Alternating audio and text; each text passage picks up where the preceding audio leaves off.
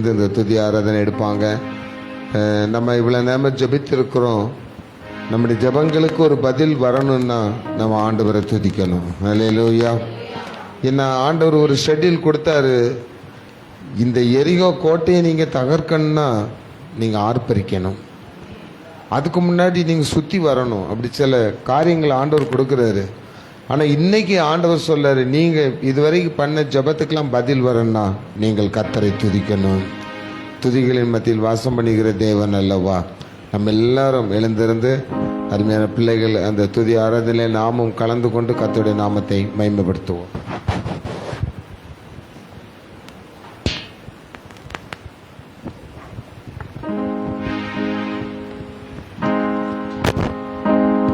Hallelujah.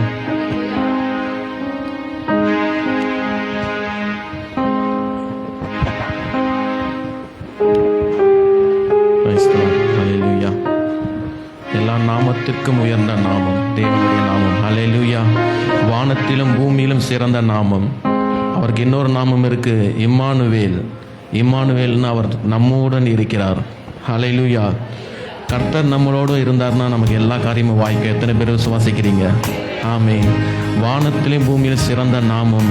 அவர் நாமத்தை சொல்லும்போது சாத்தான் தலை தெறிக்க ஓடுவான். எத்தனை பேர் விசுவாசிக்கிறீங்க? ஹல்லேலூயா. மகிமை நிறைந்த நாமம் அவருடைய நாமம். நிறைய பேர் எதை குறித்து மேன்மை பாராட்டுறாங்க. ஆனால் நமக்கு மேன்மை பாராட்டுறதுக்குன்னு தேவன் கொடுத்த ஒரு காரியம் அவருடைய நாமம் மாத்திரமே. சிலர் ரதங்களை குறித்து, சிலர் குதிரைகளை குறித்து மேன்மை பாராட்டுவார்கள். நாங்களும் எங்கள் தேவனை குறித்து மேன்மை பாராட்டுவோம். பெருமையாக சொல்லலாம். கர்த்தர் பெருமையாக இருக்கிறவங்களுக்கு எதிர்த்து நிற்கிறார், பெருமையாக பேசுகிறவங்களுக்கு எதிர்த்து நிற்கிறாரு. ஆனால் நாம பெருமையாக சொல்கிறதுக்குன்னு ஒன்று இருக்குன்னா அது என் தேவனுடைய நாமம். அவருடைய நாமத்தை உயர்த்த உயர்த்த உயர்த்த எவ்வளவுக்கு எவ்வளவு நீ அவருடைய நாமத்தை பெருமையாக மற்றவங்ககிட்ட சொல்கிறீங்களோ சொல்ல சொல்ல சொல்ல உங்கள் வாழ்க்கையில் தேவன் உங்களை உயர்ந்த இடத்திற்கு கொண்டு போவார். ஹல்லேலூயா. உயர்ந்த நாமம் அவருடைய நாமம். ஹல்லேலூயா. வேதாளம் பாதாளம் யாவையும் ஜெயித்த நாமம். அவர் நாமத்தை சொல்லி அறிக்கை செய்யும் போது உங்கள் வீட்டில் இருக்க எல்லா வேதாள பாதாள கிரிகள் எல்லாம் நீங்கும். விசுவாசிக்கிறீங்களா? ஆமென், ஆமென். எல்லா நாமத்திற்கு மேலானவர். ஹல்லேலூயா. ஜீவனுள்ள நாமம், உயிருள்ள நாமம், நமக்கு உயிரை கொடுக்கிற நாமம், நமக்காக உயிரை கொடுத்த நாமம், சிலுவையிலே நமக்காக ஜெயம் எடுப்பதற்காக, நமக்காக நாம வெற்றி அடைவதற்காக தன்னுடைய சொந்த உயிரை கொடுத்த நாமம். ஹல்லேலூயா. ஹல்லேலூயா. ஸ்தோத்திரம் ஆண்டவரே, ஸ்தோத்திரம் இயேசுவே. பிதாவுடைய கட்டளைக்கு கீழ்ப்பட்டு அவர் தம்மை தாழ்த்தினால தேவன் அவருக்கு வானத்திலும் பூமியிலும் சிறந்த ஒரு நாமத்தை கொடுத்தார். இந்த நாமத்தை சொல்லி துதிப்போமா கொஞ்ச நேரம்? ஹல்லேலூயா. எல்லா நாமத்திற்கும் மேலானவர், எல்லா மகிமைக்கும் நீ பாத்திரர். எல்லா நாமத்திற்கும் மேலானவர், எல்லா மகிமைக்கும் நீ பாத்திரர். உம்மை போல் ஒரு தெய்வமில்லை, உம்மை போல் வேறு தெய்வமில்லை, உம்மை போல் வேறு தெய்வமில்லை, உம்மை போல் வேறு தெய்வமில்லை.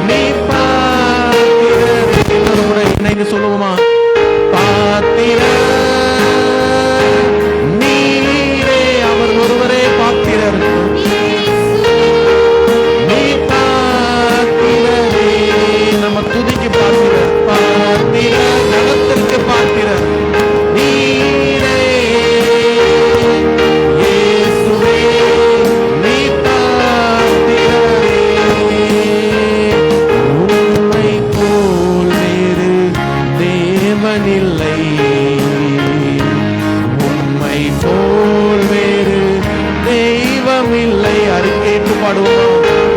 உம்மை போல் வேறு தெய்வமில்லை, உம்மை போல் வேறு தெய்வமில்லை. பாத்திர நீரே, இயேசுவே நீ பாத்திரரே,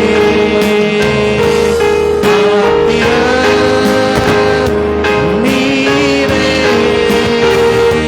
இயேசுவே நீ பாத்திரரே. உயிருள்ள நாமம், மேலான நாமம், ஜீவனுள்ள நாமம், இயேசுவின் நாமம். உயிருள்ள நாமம், மேலான நாமம், ஜீவனுள்ள நாமம், இயேசுவின் நாமம். சொல்லுமா? உயிருள்ள நாமம், மேலான நாமம், ஜீவனுள்ள நாமம், இயேசுவின் நாமம். இயேசுவே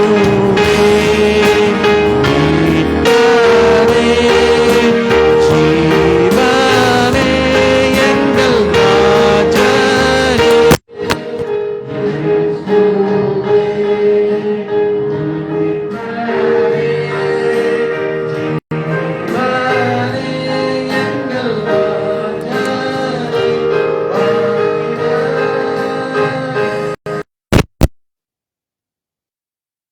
இயேசுவே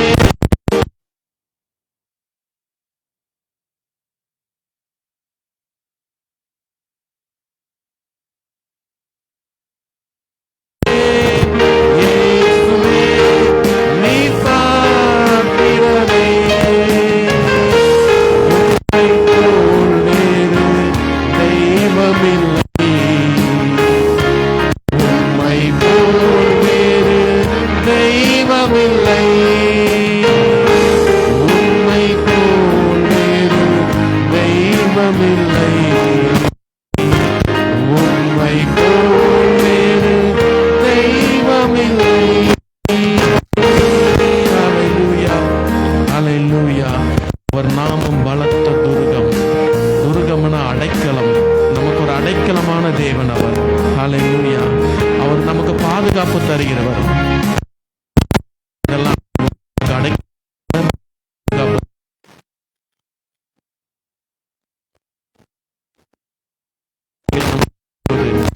அவர் துர்கத்துக்குள்ள நமக்கு ஆமென். மேலான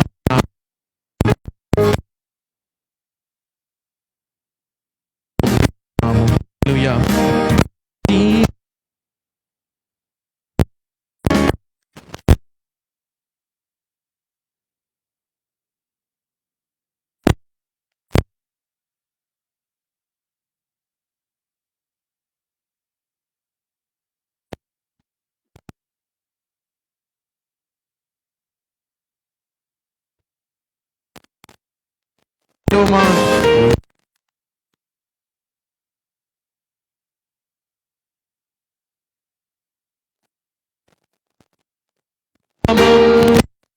இயேசுவின் நாமம் பரிசுத்தரே.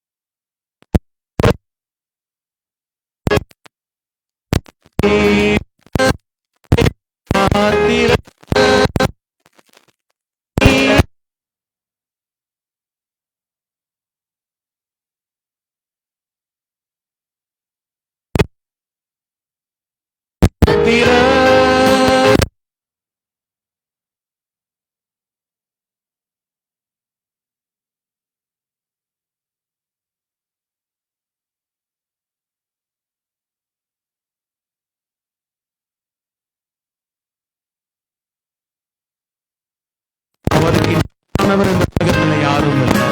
அவருக்கு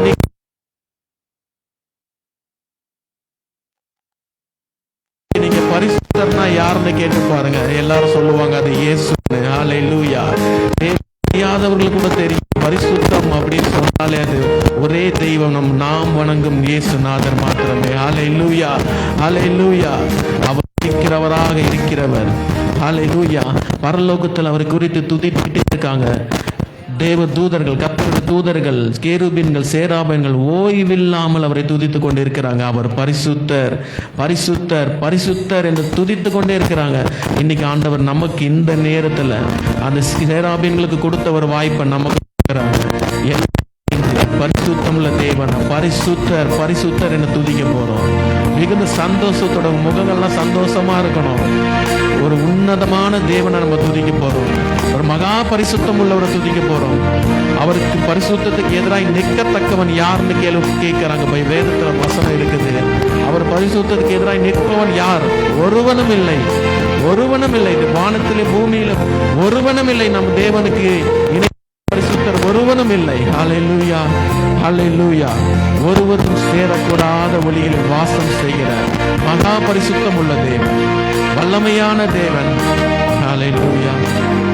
எல்லாரும் இணைந்து பரிசுத்தம் உள்ள தேவனை அறிக்கை செய்து பாட்டு பாடலாம். இந்த பாடல் அறிக்கையோடு முழு உள்ளத்தோடு உள்ளத்தின் ஆழத்திலிருந்து உணர்ந்தவர்களாய் நம் நாவு அறிக்கை செய்யும் போது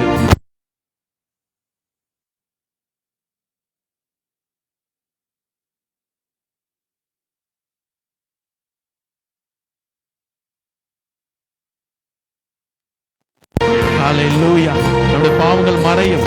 ஹல்லேலூயா.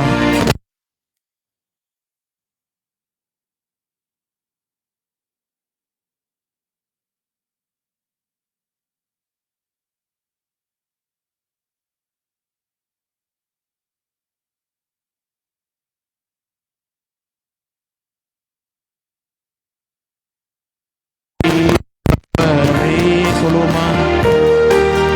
நீரே பரிசுத்த, நீரே பரிசுத்த தெய்வம், நீரே நீ மாத்திரமே, நீரே நீ மாத்திரமே பரிசுத்தர், பரிசுத்தர் நீ. அறிக்கை செய்ய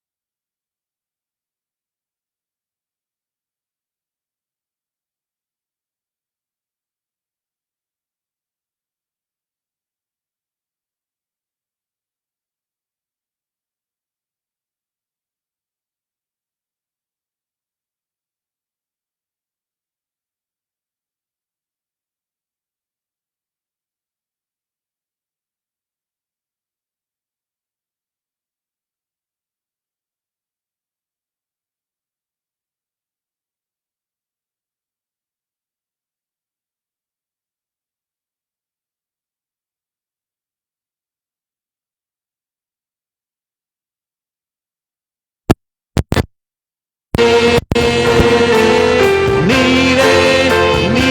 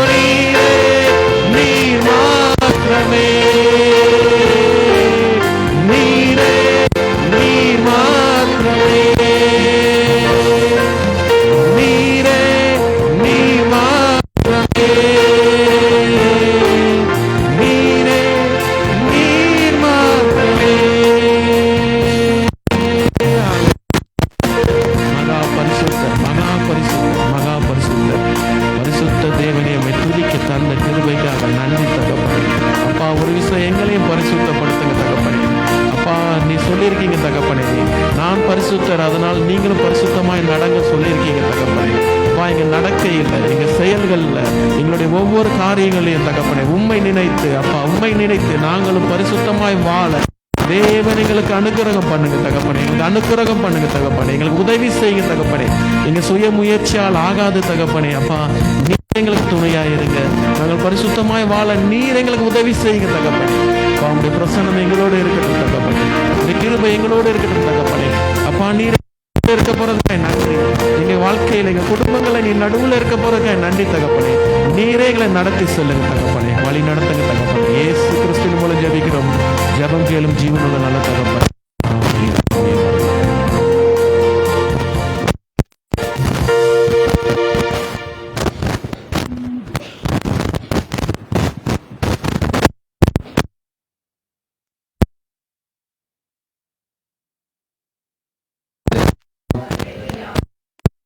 நாமத்தினாலே உங்களை நான் வாழ்த்துகிறேன்.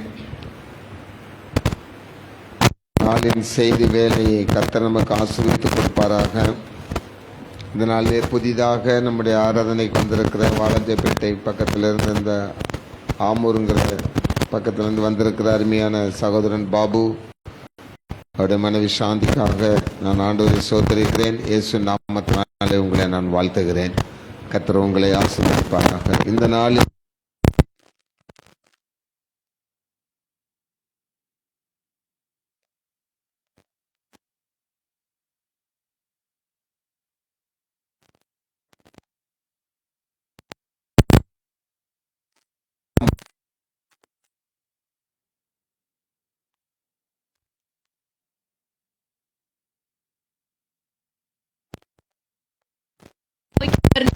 தேவனையே நோக்கி அமர்ந்திரு. நான் நம்புகிறது அவராலே வரும். அல்லேலூயா. நான் நம்புகிறது அவராலே வரும். இன்னைக்கு ஆண்டவர் உங்களுக்கு ஒரு நல்ல ஒரு வார்த்தை சொல்றாரு. நீங்கள் நம்புகிறது கர்த்தராலே வரும். அவரால் தான் வரும், ஆண்டவரால் தான் வரும். மனுஷர்களை நம்பி, பணத்தை நம்பி, நமக்கு இருக்கிற செல்வாக்க நம்பி, நமக்கு உதவி செய்வார்கள் என்று நம்பி ஏமாந்து போக வேண்டாம். ஆண்டவர் சொல்லுகிறார், நீ என்ன நம்பு, நான் உனக்கு தருவேன். கர்த்தரை நம்புங்க. நீங்க நம்புகிற காரியம் தான் முக்கியமானது. எந்த காரியத்தை நம்புறீங்களோ அது உலகத்தால் வராது, கர்த்தரால் வரும். ஒரு காரியத்தை நான் நம்பும் போது நான் சுயமா யோசிக்காம ஆண்டவர் இடத்துல கேட்டா, நான் நம்புறதுக்குரிய காரியத்தை அவர் தரிசனமாக நமக்கு என்ன செய்வார், வெளிப்படுத்துவார். அப்ப நான் நம்பியிருக்கிற காரியமோ, ஆண்டவர் எனக்கு கொடுக்க போகிற காரியமோ ஒரே காரியமாய் இருந்தால் நாம் நம்புகிறது அவரால் என்ன செய்யும், வரும் என்று பைபிள் சொல்கிறது. முதலாக நீதிமொழிகளின் புஸ்தகம் 16ஆம் அதிகாரம் 33ஆம் வசனத்தை எடுத்தவர்கள் வாசித்து பாருங்க. நீதிமொழிகள் 16:33. சீட்டு மடியிலே போடப்படும் காரிய சித்தியோ கர்த்தரால் வரும். அல்லேலூயா. காரிய சித்தியோ கர்த்தரால் வரும். எந்தெந்த காரியங்கள் எல்லாம் நம்முடைய குடும்பத்தில் சித்திக்காமல் இருக்கிறதோ, செயல்படாமல் இருக்கிறதோ, ஆண்டவர் சொல்லுகிறார், அந்த காரிய சித்திகள் எல்லாம் சித்திக்க போகிறது. அது எல்லாம் கர்த்தரால் வரும். அல்லேலூயா, அல்லேலூயா. அப்போ ஒரு சம்பவத்தை நமக்கு பைபிள்ல இருந்து ஆண்டவர் கிளியரா சொல்லுகிறார். 2 நாளாகமம் 20ஆம் அதிகாரத்தை எடுத்துடுங்க. 2 நாளாகமம் 20ஆம் அதிகாரத்தை எடுத்துடுங்க. அதில் முதல் வசனத்தை முதல்ல வாசிங்க. இதற்கு பின்பு மோவாப் புத்திரரும் அம்மோன் புத்திரரும் அவர்களோட அம்மோனியருக்கு அப்புறத்தில் உள்ள மனுஷரும் கூட யோசபாத்துக்கு விரோதமாய் யுத்தம் பண்ண வந்தார்கள். போதும். யோசபாத் ஒரு தேவனுடைய மனுஷன், கர்த்தருக்கு பயந்தவர். 2-3 பேரு நாடுகள் சேர்ந்து ஒரே நேரத்தில் அவரோடு என்ன செய்றாங்க, யுத்தம் பண்றதுக்கு வராங்க. ஒவ்வொரு வசனத்துக்கும் நம்ம வாழ்க்கைக்கும் சம்பந்தப்படுத்திட்டே வரணும். நீங்க ஒரு தனி மனிதரா இருக்கலாம், தனி குடும்பமா இருக்கலாம். உங்களோட யுத்தம் பண்றதுக்கு நிறைய பேர் என்ன செய்வாங்க, இருப்பாங்க. எல்லா விதத்துல நெருக்கிட்டு இருப்பாங்க. ஏண்டா பொழுது விடியுது அப்படின்னு நம்ம நினைப்போம். அந்த அளவுக்கு நிறைய நெருக்கடிகளை கொடுத்துட்டே இருப்பாங்க. வீட்டுக்குள்ளேயே என்ன செஞ்சுட்டு கிடக்கிறோம், அடைஞ்சு கிடக்கிறோம். சில நாட்கள் வெளியே வர்றதுக்கே முடியல. அப்படிப்பட்ட ஒரு சூழ்நிலை யோசபாத்துக்கு வந்துச்சு, வெளியே வர முடியாது. ஏன்னா 2ஆம் வசனம் என்ன சொல்லுகிறது பாருங்களேன். சிலர் வந்து யோசபாத்தை நோக்கி, உமக்கு விரோதமாய் ஏராளமான ஜனங்கள் கடலுக்கு அக்கறையில் இருக்கிற சீரியாவில் இருந்து வருகிறார்கள். இதோ அவர்கள் என்கேதி ஆகிய ஆசாசோன் தாமாரில் இருக்கிறார்கள் என்று அறிவித்தார்கள். அப்படியே 3ஆம் வசனத்தை அப்பொழுது யோசபாத் பயந்து கர்த்தரை தேடுகிறதற்கு ஒருமுகப்பட்டு யூதாவெங்கும் உபவாசத்தை கூறுவித்தான். இப்ப பாருங்களேன், அவ்வளவு பெரிய ராஜா, அவன் கர்த்தருக்கு பயந்துட்டு இருந்தவன் இப்ப யாருக்கு பயப்பட வேண்டியது இருக்குது? அவனை எதிர்த்து வர்றவங்களுக்கு பயப்பட வேண்டியது இருக்குது. அழகா சொல்லுது, பயந்துட்டான். இந்த பயத்திலிருந்து தப்பிக்கணும், இந்த பிரச்சனையிலிருந்து தப்பிக்கணும், ஒரே வழி அவன் கர்த்தரை தேடுகிறதற்கு மனதா இருந்து தேசமெங்கிலும் ஜனங்களுக்கு எல்லாரும் உபவாசம் இருந்து என்ன செய்யுங்க, ஜெபம் பண்ணுங்க அப்படின்னு சொல்றான். அப்போ அந்த உபவாச ஜெபங்கள் என்பதோ நம்ம வீட்டில் தனியா உபவாசம் இருந்து ஜெபிப்பதில் ஒரு மேன்மை என்ன செய்கிறது இருக்கிறது, அது ஒரு வல்லமை இருக்கிறது, அதுல ஒரு மகிமை இருக்கிறது. பைபிள் சொல்லுது, நீயோ உபவாசிக்கும் பொழுது, ஏசாயாவில் சொல்லப்பட்டிருக்கு நீயோ உபவாசிக்கும் பொழுது, மத்தேயுவில் ஆண்டவர் சொல்ற நீயோ உபவாசிக்கும் போது எங்க இருக்கணும், தனியா இருந்து என்ன செய்ய, ஆண்டவரை நோக்கி தேடு, ஆண்டவரை தேடு, அதுக்குரிய பலனை உனக்கு நான் உடனே என்ன செஞ்சிருவேன், தந்துருவேன்னு சொல்றாரு. இங்க உபவாசித்து எப்படி ஜெபம் பண்றான் பாருங்களேன். 12ஆம் வசனத்தை வாசித்து, எங்கள் தேவனே அவர்களை நீர் நியாயந்தீர்க்க மாட்டீரோ, எங்களுக்கு விரோதமாக வந்த இந்த ஏராளமான கூட்டத்திற்கு முன்பாக நிற்க எங்களுக்கு பலன் இல்லை, நாங்கள் செய்ய வேண்டியது இன்னதென்று எங்களுக்கு தெரியவில்லை, ஆகையால் எங்கள் கண்கள் உண்மையே நோக்கி கொண்டிருக்கிறது என்றான். போதும், உபவாசம் இருந்து அவன் ஜெபிக்கிற ஜெபத்தை பாருங்களேன். எங்களுக்கு நீங்க நீதி செய்யுங்க, ஏன்னா அவங்களை எதிர்ப்பதற்கு ஏண்ட பலனே இல்லை. ஏன்னா பெரிய கூட்டமா இருக்குது, அவனை எதிர்த்து எங்களால் என்ன செய்ய முடியாது, போராட முடியாது, அவனுக்கு எங்ககிட்ட போய் பேசவும் முடியாது. அப்படிப்பட்ட ஒரு சூழ்நிலையில நாங்க என்ன செய்யறோம் இருக்கிறோம். நீங்க தான் எங்களுக்கு என்ன செய்யணும், நீதி செய்யணும். பைபிள்ல எசேக்கியா ராஜாவுக்கு விரோதமா சனகரிப் யுத்தத்துக்கு வந்திருக்கும் பொழுது அந்த சனகரிப் ராஜா அசிங்கமா என்ன செய்யறாரு, எசேக்கியா ராஜாவை திட்டுறான். எசேக்கியா ராஜாவை திட்டினாலும் பரவாயில்ல, கூட இருக்கிற போர் வீரர்கள் அந்த நாட்டுக்குள்ள ஊடுருவி போய் கர்த்தர் நம்மை காப்பாற்றுவான்னு எசேக்கியா ராஜா சொல்றது என்ன செய்யாதீங்க, நம்பாதீங்க. அவர் உங்களை காப்பாற்ற மாட்டார், நான் தான் உங்களை என்ன செய்யணும், காப்பாற்றணும். அதுக்கு அவன் எவ்வளவு நைஸ் பண்றான் பாத்தீங்கன்னா, நீங்க என்னுடைய சொல்லுக்கு நீங்க அடங்கி இருந்தா அவனவன் தன் திராட்சை தோட்டத்தின் கீழே எப்படி இருப்பீங்க, சந்தோஷமா இருப்பீங்க, திராட்சை கண்ணி நீங்க சாப்பிடுவீங்க அப்படிலாம் சொல்றான். எசேக்கியா ராஜாவுக்கு ஒரு மடல் அனுப்புறான், நான் உன்னை யுத்தத்துக்கு வந்திருக்கிறேன், நீ நம்புகிற கடவுள் உன்னை காப்பாத்துறாரா பார்க்கலாமா அப்படின்னு சவால் பண்றான். அப்ப அந்த எசேக்கியா ராஜா என்ன பண்ணாருன்னா, அந்த நிருபத்தை எடுத்துட்டு போய், அந்த கடிதத்தை எடுத்துட்டு போய் வானத்துக்கு நேராக கரங்களை உயர்த்தி விரித்து, கர்த்தாவே பாரும், இந்த சனகரிப் செய்திருக்கிற இந்த கொடுமைகளை எழுதியிருக்கிற வார்த்தைகளை என்ன செய்யும் பாருன்னு சொல்லி ஒப்பு கொடுத்து ஜெபம் பண்ணா. பைபிள் சொல்லுகிறது, அன்று இரவே ஒரே ஒரு தூதன் புறப்பட்டு வந்து 1,80,000 ராணுவ வீரர்களை என்ன செஞ்சான், கொன்று போட்டான்னு சொல்லியிருக்கு. அப்போ 1,85,000 எதிரிகளை கொல்றதுக்கு ஒரு வீரன் போதுன்னா நமக்கு தூதனே தேவையில்லை, ஆண்டவர் சொன்னா போதும் நடந்துரும். ஆமீன் சொல்லுங்க.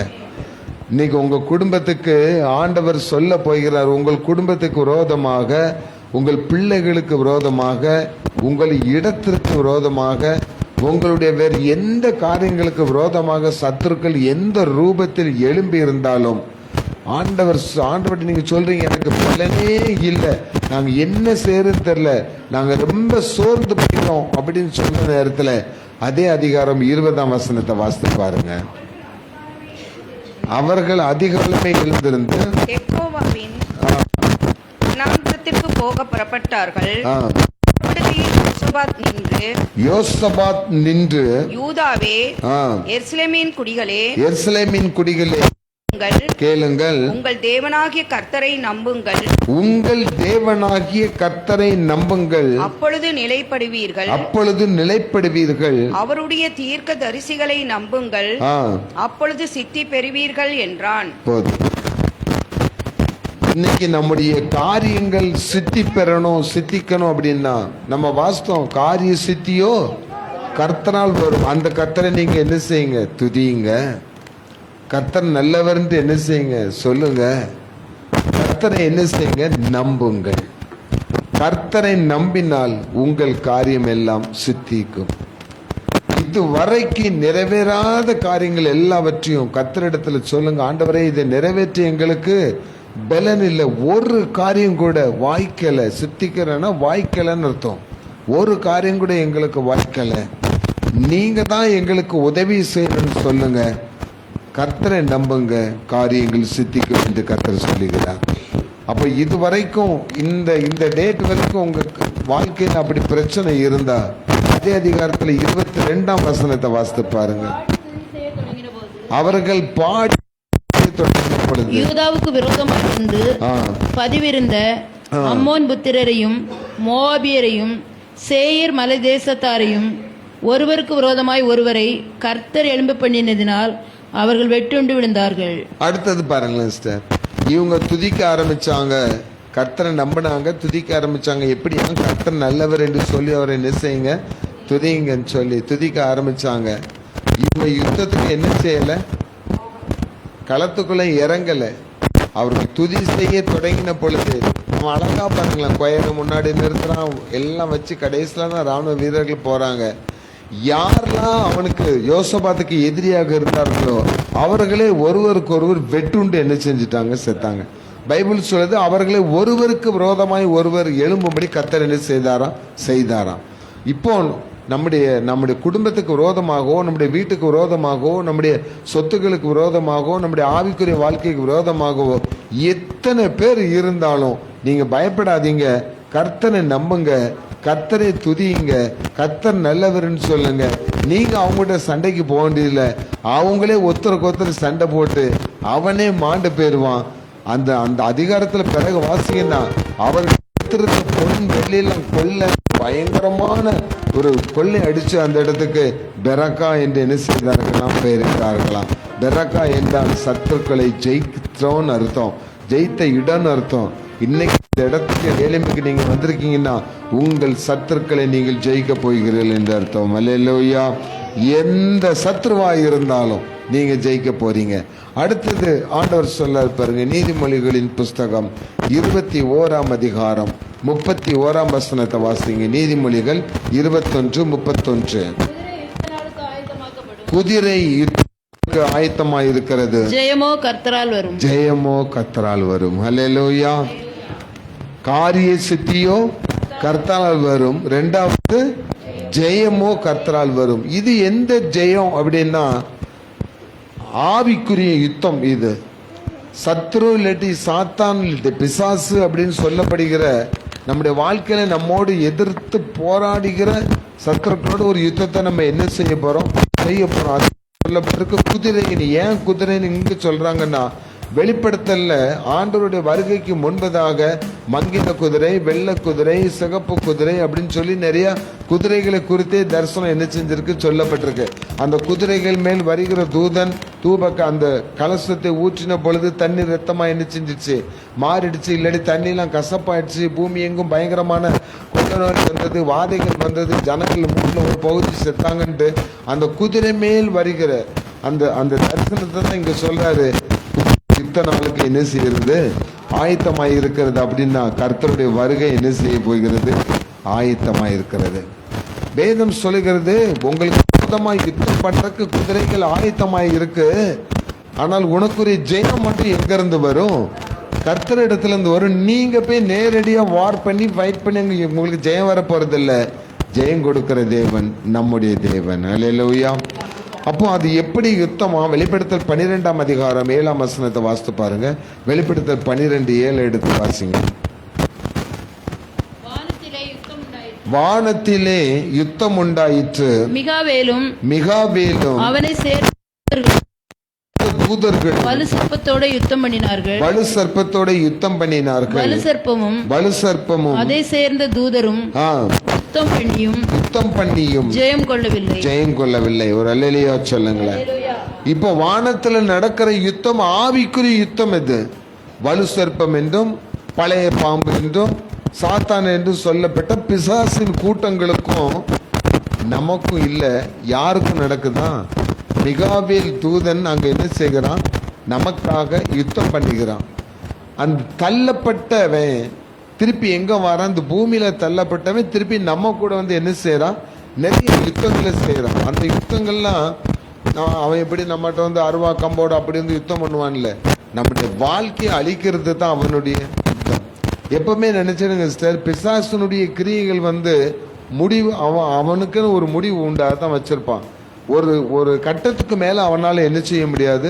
போகவே முடியாது. இப்போ யோபு போய் நான் சோதிக்க போறேன், ஆண்டவர்கிட்ட அனுமதி கேட்கிறான். ஆண்டவர் அனுமதி கொடுக்கிறாரு, சாத்தானுக்கு அனுமதி கொடுக்குறான். என்ன சொல்றாரு? நீ அவன் பொருளை எடுத்துக்க, அவன் பிள்ளைகளை எடுத்துக்க, அவன் எல்லாத்தையும் எடுத்துக்க. ஆனா அவன் உயிர் மேல மட்டும் என்ன செய்யக்கூடாது? அவன் ஜீவன் மேல மட்டும் நீ கூடாது. அப்போ ஆண்டவர் பாருங்க, பிசாசுக்கு அவள் தான் அதிகாரம். தானியலை கொண்டு போய் எங்க நிறுத்தினா? சிங்க கெபியினுடைய வாசல் வரைக்கும் கொண்டு என்ன செஞ்சுட்டான்? நிறுத்திட்டான். சிங்க கெபிக்குள்ள தூக்கி போடுற வரைக்கும் தான் அவனால முடிஞ்சது. அதுக்கு கீழே போய் சிங்கத்தை வாயை திறந்து சாகடிக்க முடியல. கர்த்தர் சிங்கத்தின் வாயை கட்டி போட்டார். அல்லேலூயா. அங்க சிங்கத்து மேல ஒரு பஞ்சமத்தை மேல படுத்து தூங்குற மாதிரி தூங்கி எந்திரிச்சிட்டு வர்றாரு. இன்னைக்கு சத்ருவானவன் நமக்கு எதிராக இப்படித்தான் நிறைய யுத்தங்களை கொண்டு வருவான். சாத்ராக்கு மேஷாக்கு ஆபேத்நேகோவை நெருப்புல தூக்கி போடுற வரைக்கும் அவனுடைய வேலை. நெருப்பு உங்களை காப்பாத்துறது கர்த்தருடைய வேலை. ஆமென் சொல்லுங்க. அப்ப எந்த பிரச்சனைகள் வந்தாலும் பிரச்சனைகளை உங்களை புஷ் பண்ணி கொண்டு போயிட்டே இருப்பான். எதுக்கு? ஆண்டவரை விட்டு நீங்க என்ன செஞ்சிடணும்? விலகிடணும். சாத்ராக் மேஷாக் ஆபேத்நேகோட்ட என்ன சொன்னாங்க? நீங்க தேவனை ஆராதிக்கலைன்னா உன்னை நெருப்புகளை என்ன செய்ய மாட்டேன், போட மாட்டேன். இதே தான் நம்மகிட்ட சொல்லுவான். நீ ஆண்டவரை விட்டு விலகிரு, கர்த்தரை விட்டு விலகிரு, அவரால் உனக்கு என்ன லாபம், இவ்வளவு நாள் ஜெபம் பண்ணி என்ன பண்ணணும் அப்படின்னு சொல்லி நிறைய காரியங்களை நம்ம மனதோடு பேசிக்கிட்டே இருப்பான். நம்ம அதுல கொஞ்சம் சோர்ந்து போயிட்டோம்னு வச்சுட்டோங்களேன். கொஞ்சம் சோர்ந்து போயிட்டோம்னு ஆச்சுன்னா அதுதான் அவனுக்கு வெற்றி. அவன் என்ன செஞ்சுட்டான்? ஜெயிக்க போறான்னு அர்த்தம். அந்த நேரத்தில் நம்ம சாத்ராக் மேஷாக் ஆபேத்நேகோ மாதிரி எங்க உயிரே போனாலும் பரவாயில்ல, நாங்கள் தேவனை தான் என்ன செய்வோம்? ஆராதிப்போம் அப்படின்னு சொன்னா ஆண்டவர் இவங்க நெருப்புல தூக்கி போட்டாலும் ஆண்டவர் வந்து அவங்களை காப்பாத்திடுவார். உங்களுக்கு அப்படி ஒரு திட நம்பிக்கை இருக்கணும். இன்னும் நீங்க நினைச்சிட்டு இருக்கீங்களா நம்ம நல்ல ஜாலியா இருக்கோம், நல்ல வீடுகளில் உட்காந்து தேவனை ஆராதிக்கிறோம், துதிக்கிறோம், சர்ச்சுக்கு போறோம் அப்படின்னு நினைச்சிட்டு இருக்கீங்களா? இன்னும் கொஞ்சம் காலம்தான். இன்னும் தேவனுடைய உபத்திர காலத்தினுடைய ஆரம்பம் தான் இப்ப வந்திருக்குது. வட மாநிலங்கள்லாம் காரங்க கிறிஸ்தவங்கெல்லாம் படிக்கிற பாடு கொஞ்சம் நஞ்சமல்ல. சமீபத்துல கூட ஒரு கிராமத்தில் உள்ள கிறிஸ்டியனா மாறினவங்களை திருப்பி பிடிச்சு இழுத்து கொண்டு வந்து முழங்கால் போட வச்சு அவங்க நெத்தியில் என்ன செய்யறாங்க? திருநீர் பூசி குங்குமம் பூசி நீங்க இப்ப இந்துக்களா என்ன செஞ்சிடணும்? மாறணும்னு சொல்லி உத்தரகாண்ட் மாநிலத்துல கண்டிப்பா நீங்க எல்லாருமே இந்துக்களா தான் என்ன செய்யணும்? மாறணும். அதை மீறி நீங்க இயேசு கிறிஸ்துவை நீங்க தொழுது கொண்டீங்கனாலும் வேறு மதத்தை நீங்க தொழுது கொண்டீங்கனாலும் 14 வருஷம் சிறை தண்டனையும் 10 லட்சம் ரூபாய் ஃபைனும் உண்டுன்னு சொல்லி சட்டமன்றத்தில் நிறைவேற்றுறாங்க. அப்ப அந்த ஆட்சிகள் நடக்கிறது அந்த காலங்கள் இந்த இடத்துக்கு கடந்து வரும் பொழுது நம்முடைய தமிழகம் எப்படி இருக்குன்னு நமக்கே தெரியாது. இன்னைக்கு நம்ம விடுதலையோடு ஆராதிச்சுட்டு இருக்கிறோம். இதே மாதிரி கூடி ஜெபிக்கிற காலம் நமக்கு கிடைக்கும் நீங்க கனவுல கூட காணாதீங்க. ஆனா பிரச்சனைகள் வருவதற்கு முன்பதாக யோசபாத்தை போல கர்த்தர் நல்ல நமக்கு ஆயுதங்களை செய்யும் பொழுது ஆண்டவர் சொல்லுகிறார், ஜெயம் கொடுக்கிற தேவன் அவர், ஜெயமோ கர்த்தரால் வரும். வேதத்துல சொல்லப்பட்டிருக்கு, வேத வசனம் கிடைக்க கூடாத ஒரு பஞ்ச காலம் ஒன்று என்ன செய்ய போகிறது? வரப்போகிறது. அதுக்கு முன்னாடி நீ ஒன்று என்ன செஞ்சுக்கோ? ரெடி பண்ணிக்கோ. அதனாலதான் நீதிமொழிகள்ல சாலமன் எழுதுறாரு, வேத வசனங்களும் இதயமாக்கிய பலகைகள் என்ன செய்துக்கொள், எழுதிக்கொள்ளுக்கு வேதத்தை சுமக்க முடியாத காலம் ஒன்று வரும். அது இப்பொழுதே வந்திருக்கிறது. இந்த காலத்துல நம்ம இருக்கிற நம்ம தேவனால் ஆசீர்வாதம் பெற்றவர்கள், கிருபை பெற்றவர்கள். எவ்வளவு அழகா நம்ம போயிட்டு இருக்கோம், எவ்வளவு அழகா நம்ம எல்லா இடங்களும் கூடி ஜெபம் பண்றோம். வெளி இடங்கள்ல நாங்கள் சில நாட்களை ஊழியத்துக்கு போகும்போது வர்ற பிரச்சனை வீட்டில் பார்த்தீங்கன்னா தாங்க முடியாத பிரச்சனை. அப்படியே செட்டு ஸ்பீக்கர்லாம் எடுத்துக்கிட்டு வேனுக்கு ஓடிடுவோம். இல்லாட்டி இப்போ கடந்த 2வது வாரம், இந்த மாதத்தில் 2வது வாரம் திருப்பூர் பக்கத்தில் ஈழலூர்ங்கிற ஒரு கிராமத்துக்கு ஊழியருக்கு போயிருந்தோம். ஏற்கனவே முறைப்படி பெர்மிஷன்லாம் வாங்கிட்டு தான் அங்கே போகிறோம். ஆனால் நாங்கள் போகும்போது அந்த ஊர் எல்லைக்குள்ளே போகும் பொழுதே பெரிய ரிபனை கட்டி வச்சுருந்தாங்க, யாரும் உள்ளே போகக்கூடாது அப்படின்ட்டு. அதை மீறி நம்ம என்ன செய்ய முடியாது, போக முடியாது. ரெடியாக அங்கே நிற்கிறாங்க, நீங்கள் உள்ளே வாங்கிட்டா பார்க்கலாம் அப்படின்ட்டு. ஆனால் அந்த இடத்துல இருந்து செக் பண்ணி அந்த பாஸ்டர் நல்ல ஒரு ஊழியக்காரர் அடித்தா என்ன தானே அடிக்கணும்னு சொல்லி அவரே வந்து கத்திரி குளிச்சு ரிபனை கட் பண்ணி விட்டார். என்னமோ புதிய கரக பிரவேசத்துக்குள்ளே போகிற மாதிரி. அப்படி தான் போனோம். உள்ளே போன பிறகு ஒரு பிரச்சனையும் எங்களுக்கு வரல. 5 இடத்துல ஸ்டாண்ட் போட்டு பேசணும், 5 இடத்துலையும் பிரச்சனை வரல. ஆனால் நாங்கள் ஊழியம் செஞ்சு முடிக்கிற நேரத்தில் ஒரு பெரிய ஒரு பிரச்சனை ஆரம்பிச்சு விட்டாங்க. ஜாதி கலவரம், மத கலவரம்லாம் வந்து 2-3 பேர் பேச வந்தாங்க. அவங்க பேசின பேச்செல்லாம் ரொம்ப மோசமாக இருந்தது. ஆனால் நாங்கள் எங்கள் கூட இருந்த டீமில் இருந்து நாங்கள் 15 பேரும் சோத்திரத்தை தவிர எதுவுமே சொல்லலை. சோத்திரம் சொல்லிக்கிட்டே இருந்தோம். அந்த சோத்திரம் தான் எங்களுக்கு ஆயுதமாக மாறியது. அந்த வந்திருந்த கூட்டத்தினர் கூட அப்படியே ஆஃப் ஆகி இனிமேல் எங்கள் ஊருக்குள்ளே வரக்கூடாதுன்னு சொல்லி கலைஞ்சு போயிட்டாங்க. ஆனால் அவங்க இனிமேல் எங்கள் ஊருக்கு வராதுன்னு சொன்னால் அவன் சொல்றதுக்கு முன்னாடியே எல்லா இடமே நம்ம காஸ்பல் அறிவிச்சிட்டோம் இல்லையா? அப்போ இப்பவுமே தமிழ்நாட்டில் இப்படி இருக்குன்னா இந்த காலங்கள் மாறும் பொழுது நாம் கடவுளை தொழுது கொள்வதற்கு கூட கடினமான யுத்தம் வரும். அதான் சொல்லுகிறது, யுத்தம் வரும், ஆனால் ஜெயமோ எங்கிருந்து வரும்? கர்த்தரால் வரும்.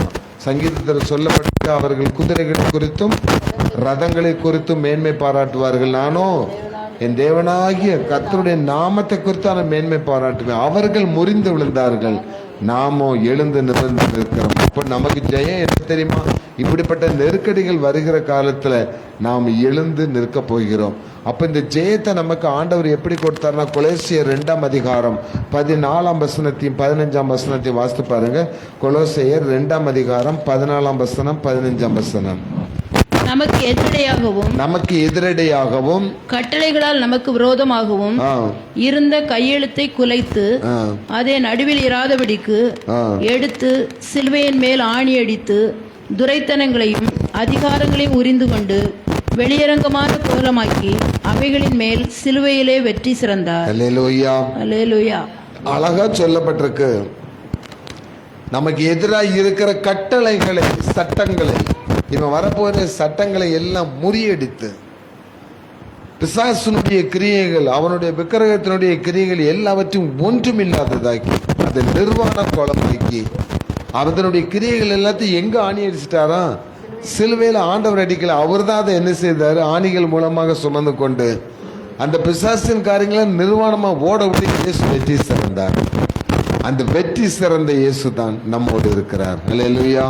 அப்போ நமக்கு குதிரை இத்தனை நாளுக்கு ஆயத்தமா இருக்கும்போது ஜெயத்தை கொடுக்கிற ஆண்டவர் வெற்றி சிறந்தவர், வெற்றியின் இறைவன்.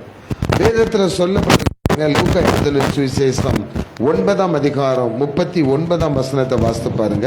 லூக்கா 9:39. ஒரு ஆவி அலறுகிறான், வாசிங்க. அது அவனை நுரைத்தள்ள அலைக்கழித்து அவனை கசக்கின பின்பும் அவனை விட்டு நீங்குவது அரிதாயிருக்கிறது. ஒரு ஆவி ஒரு மனுஷனை பிடிச்சு என்ன செய்யுது? அலைக்கழித்து கொடுமைப்படுது, கசக்குதான், கசக்கி பிழியுது. அப்பா எப்படி இருந்திருப்பான்? சமீபத்தில் இங்க ஒரு சகோதரன் பிரேயருக்கு வந்திருந்தாங்க. ஒரே நாள்ல 5 வாட்டி காக்கா வலிப்பு, ஒண்ணுமே பண்ண முடியாது. ஹாஸ்பிட்டலுக்கு போனால் இந்த எல்லாம் நல்லா தான் இருக்குன்னு சொல்கிறாங்க, ஆனால் அவருக்கு வலிப்பு வந்துக்கிட்டே இருக்குது. இதுக்கு முந்தையும் அதே மாதிரி வந்தது, நல்லா சோமாச்சு, வர்றதை நிறுத்தினாங்க, திருப்பி அவங்களுக்கு வந்திருக்குது. நேற்று அவங்க வீட்டில் போய் பார்க்க போனால் அவர் வாயெல்லாம் கோணி பெரிய அப்படி பார்ப்போன்னு அப்படி ஒரு மாதிரி உட்காந்துருக்கிறாரு. வர முடிஞ்சா வாங்கன்னு தான் சொல்லிட்டு வந்தேன். அப்போ அப்படிப்பட்ட இதுகளை சீசர்களால் கூட என்ன செய்ய முடியலை. ஊழியக்காரங்களால் கூட அதை என்ன செய்ய முடியல, பிசாசை துரத்த முடியல. ஆண்டவர் சொல்லுகிறார், அவனை என்னிடத்தில் கொண்டு வாருங்கள். ஏனென்றால் பிசாசின் கிரியைகளை சிலுவையில ஜெயம் எடுத்தவர் யாரு? ஆண்டவர். ஜெயம் கொடுக்கிறவரிடத்தில், ஜெயம் எடுத்தவரிடத்தில் போங்க. அங்க போன உடனே அந்த பிசாசை அதட்டினார். அவன் என்ன செஞ்சுட்டான்? ரிலீஸ் ஆயிட்டான்னு சொல்லப்பட்டிருக்கு. அப்ப ஜெயம் கொடுக்கிற இயேசு, ஜெயமோ கர்த்தரால் என்ன செய்யுமா? வருமா? அப்ப என்ன செய்யணும்? உங்களுக்குரிய பிரச்சனைகள் எல்லாவற்றையும் எங்க கொண்டு போங்க? சிலுவைநாதர் இயேசுவின் இடத்தில் கொண்டு போங்க. அவருடைய ஆணிகளிலிருந்து வந்த ரத்தம், சரீரத்திலிருந்து வந்த ரத்தம் ஜெயத்தை நமக்கு உண்டு பண்ணும்.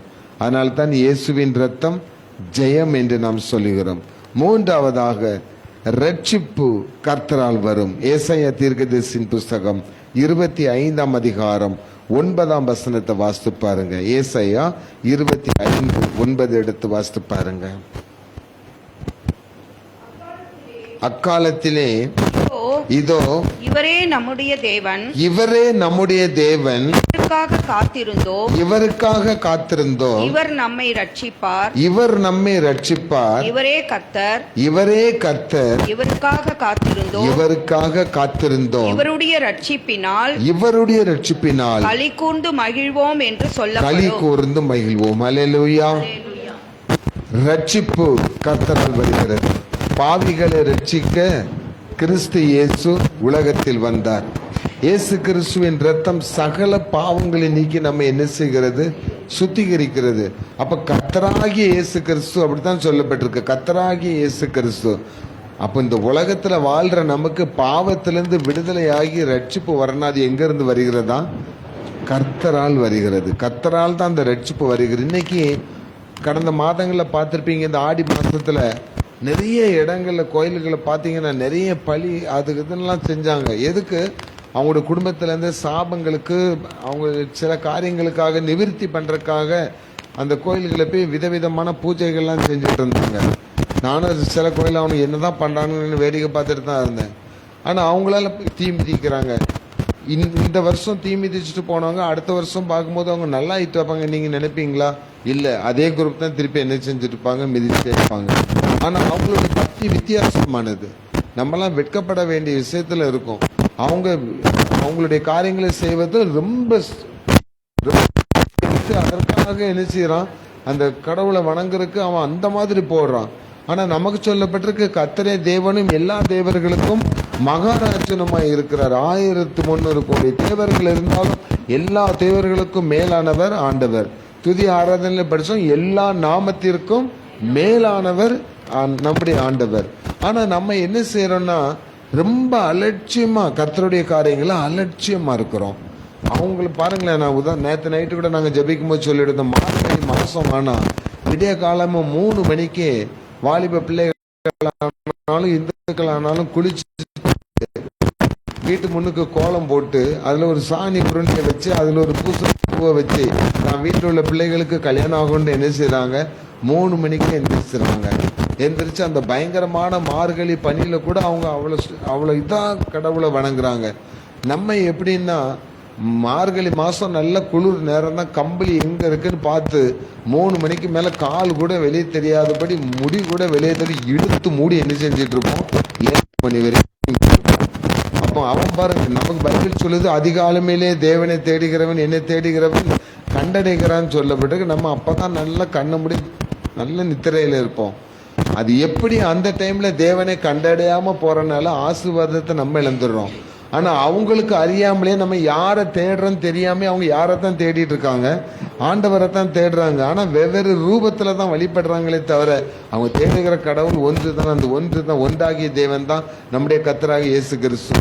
அது அறிந்திருந்த நம்ம ஆசீர்வாதத்தை பெற்றுக்கொள்ளல, அது அறியாம உண்மையா தேடி இருக்கவே ஆசீர்வாதத்தை பெற்றுக்கொள்கிறான். அல்லேலூயா. இது தாங்க அதுல உள்ள உண்மை. இதுல இந்துக்கள் முஸ்லீம் கிறிஸ்டியன் வித்தியாசமே கிடையாது. கிறிஸ்டியன் சொல்றவங்க கிறிஸ்துவை உடையவங்களா இருக்காங்க.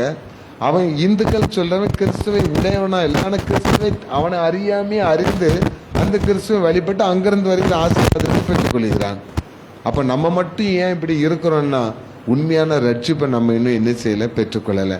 ஏதோ ரட்சிப்புனா நம்ம கிறிஸ்டியனா நம்ம ரட்சிக்கப்பட்டோம் அப்படின்னு நினைச்சிட்டு இருக்கோம். தண்ணிக்குள்ள மூலிகை இருந்து ஞானஸ்தானம் எடுத்துட்டா நம்ம பரிசுத்தவான்னு நினைச்சிட்டு இருக்கோம். நம்முடைய வாழ்க்கையினுடைய நெறிமுறைகள், நடைமுறைகள், நம்முடைய பேச்சுவார்த்தைகள், நம்முடைய பழக்கம் எல்லாம் எப்படி மற்றவர்களுடைய இருக்கிறோமோ அப்பதான் கிறிஸ்துவை நம் உடையவர்களா இருக்கிறோம். அப்படி கிறிஸ்து நமக்குள் இருந்தால் பழையவைகள் எல்லாம் என்ன செஞ்சிருது?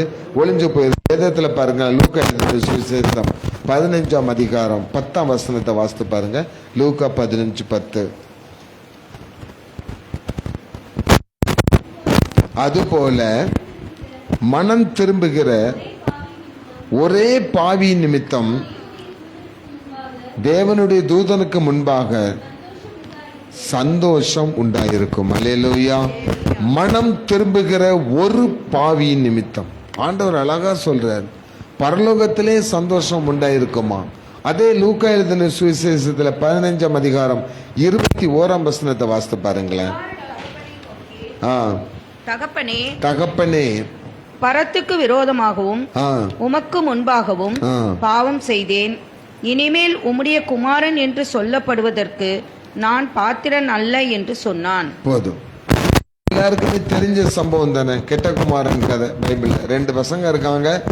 ஒருத்தன் சண்டை போட்டு அப்பாட்ட சொத்தெல்லாம் வாங்கி என்ன செஞ்சு நான் குடிச்சுக்கிட்டு அழிச்சு நாசம் பண்ணிட்டு எம்டி ஆகி வாரான். அவன்கிட்ட இருந்த ஒரே காரியம் உணர்ந்து கொள்ளுதல். நம்ம முந்தி அப்பா கூட இருக்கும்போது எப்படி இருந்தோம், அப்பா விட்டு பிரிஞ்ச பிறகு எப்படி ஆயிட்டோம். அவருக்கு இருந்த ப்ராப்பர்ட்டி அவருடைய சேர்ந்து நம்ம அனுபவிச்சுட்டு இருக்கும்போது எப்படி ஒரு ராஜா வீட்டு பிள்ளை மாதிரி இருந்தோம். எல்லாத்தையும் பிரித்து எனக்கு தாரோன்னு சண்டை போட்டு வாங்கிட்டு போன பிறகு எல்லாத்தையும் இழந்த பிறகு எப்படி பிச்சைக்காரன் ஆகிட்டோம். இந்த ரெண்டுக்கும் கம்பேர் பண்ணி பார்த்து உணர்ந்த நாளை தான் மீண்டும் எங்கே வாரான், தகப்பன் இடத்துல வாரான். ஆனால் அதில் நல்ல யோசிச்சு பாருங்க, அவனுக்குரிய பிளெஸ்ஸிங்ஸ் எல்லாம் அவன் என்ன செஞ்சுட்டான், வாங்கிட்டான். எல்லாத்தையும் வாங்கிக்கிட்டான், சண்டை போட்டு வாங்கிட்டான். இப்போ எல்லாத்தையும் என்ன செஞ்சுட்டான், இழந்துட்டான். ஆனால் அவனுக்குரிய ஆசீர்வாதம் அவங்க அப்பாட்ட சத்தியமா இருக்காது. ஏன்னா மூத்த பையன் இருக்கான், அவனுக்கு ஒரு ப்ராப்பர்ட்டி அவனுக்கு, இவனுக்கு ஒரு ப்ராப்பர்ட்டி இவனுக்கு. இவனுடைய ப்ராப்பர்ட்டி எல்லாத்தையும் அழிச்சிட்டு இப்போ சும்மா தான் வாரான். நான் எழுந்திய தகப்பன் இடத்துல போய், தகப்பனே பரத்துக்கு ரோதமாகவும் உமக்கு ரோதமாகவும் பாவம் செய்தேன் அப்படின்னு சொல்லி வந்து அறிக்கை இட்ட உடனே அவனுக்கு பாருங்களேன், தகப்பன் தன்னுடைய ஆசீர்வாதத்திலிருந்து மனம் திரும்பி வந்த பையனுக்கு திருப்பி அந்த ட்ரெஸ் எல்லாம் கொடுத்து நகையெல்லாம் போட்டு, அடுத்த வசனம் சொல்லுது, அந்த வீட்டில் எல்லாரும் சந்தோஷம் கொண்டாடினார்கள். அப்போ இன்னைக்கு தேவனிடத்திலிருந்து பெற்றிருந்த ஆசீர்வாதத்தை தவறான வழியில நம்ம என்ன செஞ்சு இழந்திருக்கலாம். தவறான வழியில ரட்சிப்பை நம்ம சரியா அறிந்து கொள்ளாம, ரட்சிப்பினுடைய தன்மை நம்ம தெரிந்து கொள்ளாம, அந்த ரட்சிக்கப்படுறதுனால நமக்கு எவ்வளவு நன்மைகள் கிடைக்கும், நிரந்தரமான நன்மைகள் கிடைக்குங்கிறத அறிந்து கொள்ளாம எல்லாத்தையும் என்ன செஞ்சிட்டோம், இழந்து இன்னைக்கு நம்ம வெறும் கையாய் இந்த இடத்தில் இருக்கலாம், வெறுமையாய் இந்த இடத்துல இருக்கலாம். ஆனா இன்னைக்கு ஆண்டவர் சொல்றார், நீ மனம் திரும்பி என்கிட்ட வந்த அப்படின்னாச்சுன்னா அவருடைய பங்கிலிருந்து எடுத்து உங்களுக்கு தரப்போகிறார். ஆமேன்னு சொல்லுங்களேன். இன்னைக்கு நீங்க பெற்றுக்கொள்ள வேற ஆசீர்வாதம் என்ன தெரியுமா, கர்த்தர் தனக்கு உங்களுக்கு ஏற்கனவே கொடுத்தாச்சு, நம்ம அதை காலி பண்ணியாச்சு. இப்ப நம்மகிட்ட ஒன்றும் இல்லை. அன்னைக்கு ஆண்டவர் சொல்றார், நீ மனம் திரும்பி ரட்சிக்கப்பட்டு என்கிட்ட வந்தனா என்னுடைய சுதந்திரத்திலிருந்து என்னுடைய பாகத்திலிருந்து எடுத்து நான் உனக்கு தரப்போகிறேன். அல்லேலூயா. எவ்வளவு அழகான ஆசீர்வாதம் பாருங்களேன். ஆண்டவருடைய சுதந்திர பாகத்திலிருந்து அவர் எடுத்தார்னார்னா, நல்ல மேய்ப்பன் தன் ஆடுகளுக்காக ஜீவனையே கொடுக்கிறார். ஆண்டவருடைய சுதந்திரத்தின் ஆசீர்வாதம் என்ன தெரியுமா, நித்திய ஜீவனை நமக்கு கொடுப்பது தான். அப்போ பரலோகத்தின் ராஜ்யத்தையே நமக்கு என்ன செய்யறாரு, தராரு. ஏன்னா அவர் எங்க இருக்கிறாரோ அங்க அவருடைய நம்பியிருக்க பிள்ளைகளும் வரணும் தான் ஆண்டவர் ஆசைப்பட்டார். கடைசியாக பாருங்களேன், நன்மைகள் கர்த்தரிடத்திலிருந்து.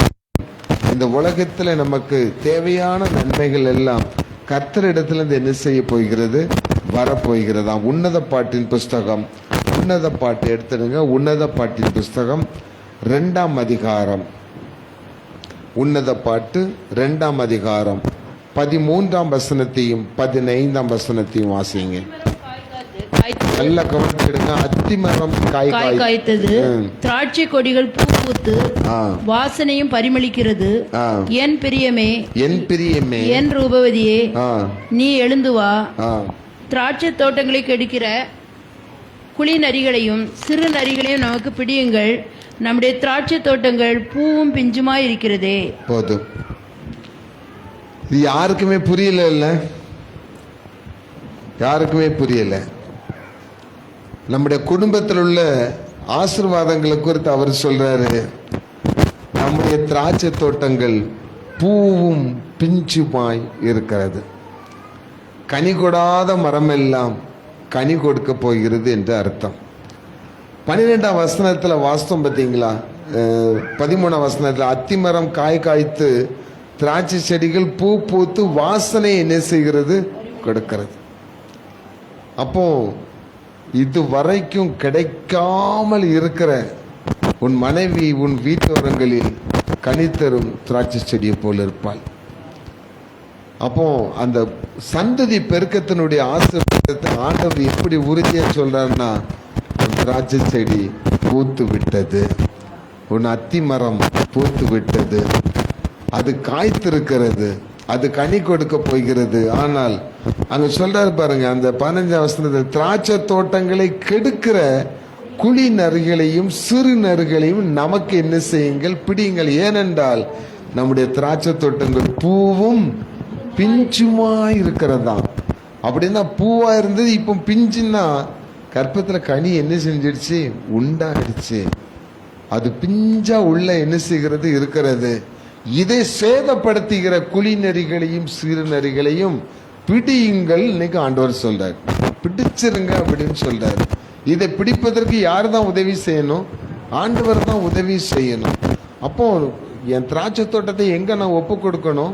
ஆண்டவர்கிட்ட ஒப்பு கொடுக்கணும். அவர் சொல்றாரு, நானே திராட்சை தோட்டத்துக்காரர், நீங்கள் திராட்சை கொடிகள் தான். என் பிதா திராட்சை தோட்டக்காரர், நானே மெய்யான திராட்சை செடி, நீங்கள் என்ன செய்யுங்க, கொடிங்க.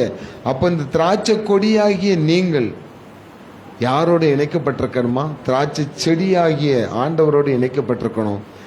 திராட்சை செடி யாருடைய தோட்டமா இருக்கணும்? பிதாவினுடைய தோட்டமா இருக்கணும். அப்ப அவர் சொல்றாரு, இந்த யோவான் 15ஆம் அதிகாரத்துல நல்ல கனி கூடாத திராட்சை செடி எதெல்லாம் இருக்கோ அதெல்லாம் அழகா அது சுத்தம் பண்ணி, அந்த வசனத்தை வாசிங்க. யோவான் 15ஆம் அதிகாரம் 2ஆம் வசனம்.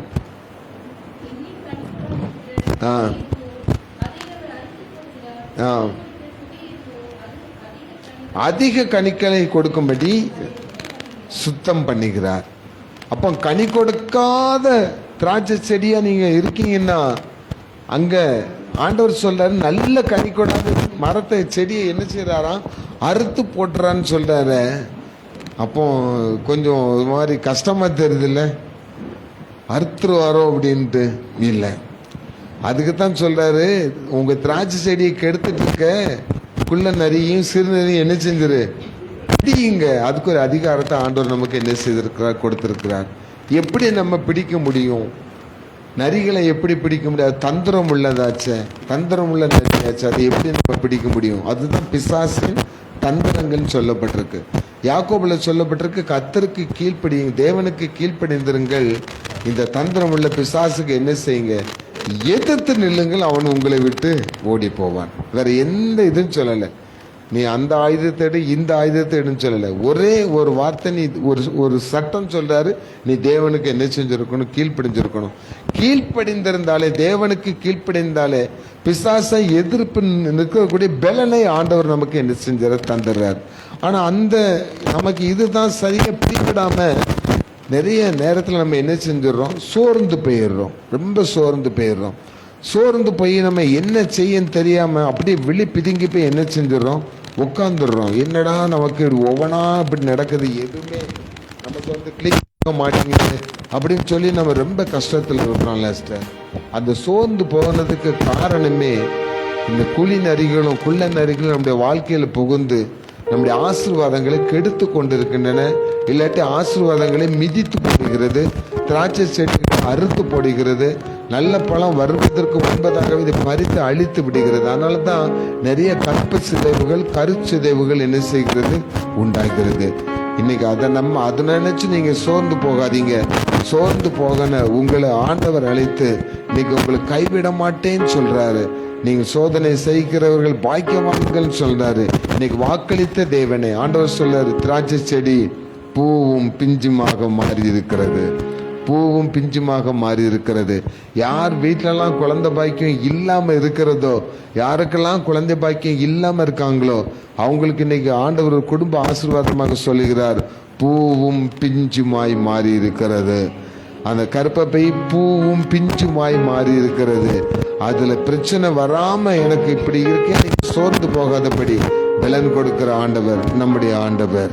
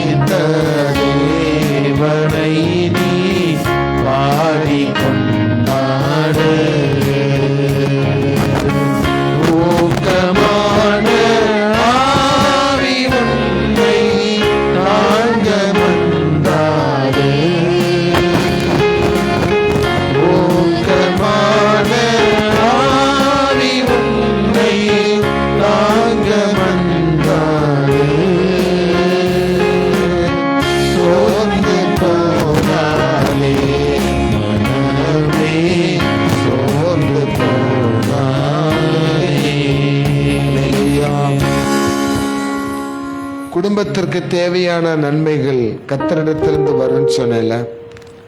யாக்கோபு 1ஆம் அதிகாரம் 7ஆம் வசனத்தை எடுங்க. நாம் வாசித்து முடித்து ஜெபிக்க போகிறோம். யாக்கோபு 1ஆம் அதிகாரம் 17ஆம் வசனம். நன்மையான எந்த ஈவும் பூரணமான எந்த வரமும் பரத்திலிருந்து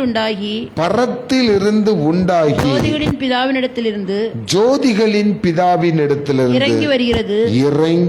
அவரிடத்தில் யாதொரு மாறுதலும் நம்ம குடும்பத்திற்கு தேவையான, பிள்ளைகளுக்கு தேவையான நன்மைகள் நம்ம கை. ஈசாக்கு குறித்து ஒரு காரியம் சொல்லப்பட்டிருக்கும். பஞ்ச தேசத்திலே ஈசாக்கு விதை விதைத்தான். கர்த்தர் அவனை ஆசீர்வதித்தபடியினால் 100 மடங்கு ஆசீர்வாதம் பெற்றான். அப்ப இன்னைக்கு ஒரு முக்கியமான தேவனுடைய வார்த்தையை சொல்றேன். எந்தெந்த காரியங்களெல்லாம் நீங்க நஷ்டமாகி, லாஸ் ஆகி, வறண்டு போய் இருக்கிறதோ, உங்க பிசினஸ் வறண்டு போய் இருக்கலாம், உங்க வேலைகளில் வறட்சி இருக்கலாம், உங்க குடும்பத்தில் வறட்சி இருக்கலாம். ஆனா இன்னைக்கு ஈசாக்கை போல நீங்க நிறைய காரியத்துல பொறுமையா இருந்து, தகப்பனுடைய ஆசீர்வாதம் தனக்கு ஆண்டவர் தருவேன்னு சொல்லிடுற நம்பிக்கையோட, விசுவாசத்தோடு இருந்தீங்கன்னா ஆண்டவர் அந்த இடத்துல, வறட்சியான இடத்துல 100 மடங்கு ஆசீர்வாதத்தை பெற்றுக்கொள்ள முடியாது, ஆசீர்வதிப்பார். அல்லேலூயா. அப்போ வறட்சியான வாழ்க்கையில, வறண்டு போன உங்களுடைய வாழ்க்கையில ஆசீர்வாதம் வருமா? ஜோதிகளின் பிதாவாகிய கர்த்தரிடத்திலிருந்து வரும் அப்படின்னு சொல்லப்பட்டிருக்கு. ஆதியாகமத்தில் 2ஆம் அதிகாரம் 18ஆம் வசனத்தையும் 24:50 வாசித்து பார்த்தீங்கன்னா 2:18 ஆண்டவர் சொல்றாரு, மனிதர் தனிமையாய் இருப்பது நல்லதல்ல, அவனுக்கு ஒரு ஏற்ற துணை என்ன செய்வேன், உருவாக்குவேன் சொல்றாரு. ஆதியாகமம் 24:50 பார்த்தீங்கன்னா இந்த காரியம் கர்த்தரால் வந்ததுன்னு சொல்லப்பட்டிருக்கும். அப்ப நிறைய குடும்பங்கள்ல பிள்ளைகள் பலவிதமான சூழ்நிலைகள்ல திருமணம் ஆகாமல் என்ன செய்யலாம், இருக்கலாம். தடைகள் இருக்கும், நிறைய தடைகள் இருக்கும். ஆனா ஆண்டவர் சொல்லுகிறார், மனுஷன் தன்மையா இருக்கிறது நல்லதில்லை அப்படின்னு சொல்லிட்டு அழகா ஈசாக்கு ஒரு பெண் அழகா ஆண்டவர் ஏற்பாடு பண்ணி முடிச்ச பிறகுதான் அந்த ஈசாக்கு சைட்லேருந்து அந்த எலியேசர் சொல்லுகிறான், இந்த காரியம் யாரால் வந்தது, கர்த்தரால் வந்தது. அப்போ நம்முடைய குடும்பத்துல தடைப்பட்டிருக்கிற திருமண காரியங்களுக்கான வெற்றி எங்கிருந்து வரப்போகிறது, இனி கர்த்தரால் வரப்போகிறது. அல்லேலூயா, அல்லேலூயா. நம்புறீங்களா? யார் யார் குடும்பங்கள்ல இப்படிப்பட்ட தடைகள் இருந்தால் இன்மை கவலைப்படாதீங்க. இந்த காரியம் யாரால் வரப்போகிறது, கர்த்தரால் வரப்போகிறதா. அடுத்தப்புல பாருங்களேன், சங்கீதத்தின் புஸ்தகம் 127 எடுத்து வாசித்து பாருங்க. சங்கீதம் 127 எடுத்து வாசித்து பாருங்க. சங்கீதம் 127:4. இதோ பிள்ளைகள் கர்த்தரால் வரும் சுதந்திரம், கர்ப்பத்தின் கனி அவரால் கிடைக்கும் பலன், கர்ப்பத்தின் கனி அவரால் கிடைக்கும் பலன். அல்லேலூயா சொல்லுங்களேன். அப்போ நம்முடைய குடும்பம், இது குடும்பத்துக்குரிய ஆசீர்வாதத்துக்குரிய வார்த்தையா இருக்கனால எந்தெந்த குடும்பங்கள்ல கர்ப்பத்துல பிரச்சனை, கர்ப்பத்துல தடைகள் இருக்கிறதோ ஆண்டவர் சொல்லுகிறார், அது கர்த்தரால் வருகிற சுதந்திரம். அல்லேலூயா. அப்ப மனுஷ மேசிகள், மருத்துவம், டாக்டருக்கு மாத்திரை, இது ஒண்ணுமே வேலைக்கு ஆகாது. இயற்கைக்கு அப்பாற்பட்ட முறையில, மருத்துவத்திற்கு அப்பாற்பட்ட முறையில ஆண்டவர் ஒரு சுதந்திரத்தை, ஒரு கனியை நமக்கு கொடுக்க போகிறார். விசுவாசிக்கிறீங்களா? விசுவாசிக்கிற மாத்திரம் ஒரு ஆமென் சொல்லுங்க. தேவன் அப்படித்தான் நம்ம ஆசீர்வதிப்பார். அப்போ நம்ம வாஸ்த உன்னத பாட்டில் குள்ள நரிகள், சிறு நரிகள் சொல்லப்பட்டிருக்க. இதுதான் என்ன பண்ணும், நம்முடைய குடும்ப வாழ்க்கையில பிள்ளைகளுக்கு விரோதமா இருங்க அந்த ஆசீர்வாதத்தை அழிச்சுக்கிட்டே இருக்கும். கருச்சிதைவு, கற்பப்பையில் அந்த குழந்தை உண்டாகாம அந்த கருக்கள் அழிக்கிறது எல்லாம் இந்த குள்ள நரிகள். அதை என்ன செஞ்சிருங்க, இன்னைக்கு பிடிச்சி தூக்கி என்ன செய்யறோம், கூண்டுக்குள்ள என்ன செஞ்சிடறோம், அடைச்சிடுறோம். அன்னைக்கு தேவன் அதை உள்ள அடைச்சிருவாரு. நம்முடைய கற்பப்பைகளை சுத்திகரித்து, குழந்தைகளை சுத்திகரித்து, பிள்ளைகளை சுத்திகரித்து ஆண்டவர் புதிதாக நீங்கள் திராட்சை செடியாகி நீங்கள் பூத்து பூவும் பிஞ்சுமாய் போயிருக்கீங்களாம். பூவும் பிஞ்சுமா இருக்கிறீங்க. அது கனி கொடுக்கும் காலம் வரை கர்த்தர் உங்களை கைவிட மாட்டார். அல்லேலூயா. அப்போ நம்ம ஆரம்பத்திலேருந்து பார்த்த மாதிரி நமக்கு இந்த காரிய சித்தியை கொடுக்கிற கர்த்தர், ஜெயத்தை கொடுக்கிற கர்த்தர், நமக்கு ரட்சிப்பை கொடுக்கிற கர்த்தர், நமக்கு நன்மைகளை கொடுக்கிற கர்த்தரிடத்திலே விசுவாசமாய் நம்பிக்கையாய் அவரை நம்பி திடமனதாய் அவரோடு இணைந்து அவரிடத்தில் நாம் ஜெபிக்கும் பொழுது நம்முடைய குடும்பத்தில் என்ன ஆச்சரியமான காரியங்கள் நடக்கும் அப்படின்னா, ஏசாயா தீர்க்கதரிசி புஸ்தகம் 65 அதிகாரம் 21 வசனத்தை வாசிங்க. ஏசாயா 65:21. வீடுகளை கட்டி அவைகளில் குடியிருப்பார்கள். திராட்சை தோட்டங்களை நாட்டி அவைகளின் கனியை புசிப்பார்கள். அல்லேலூயா.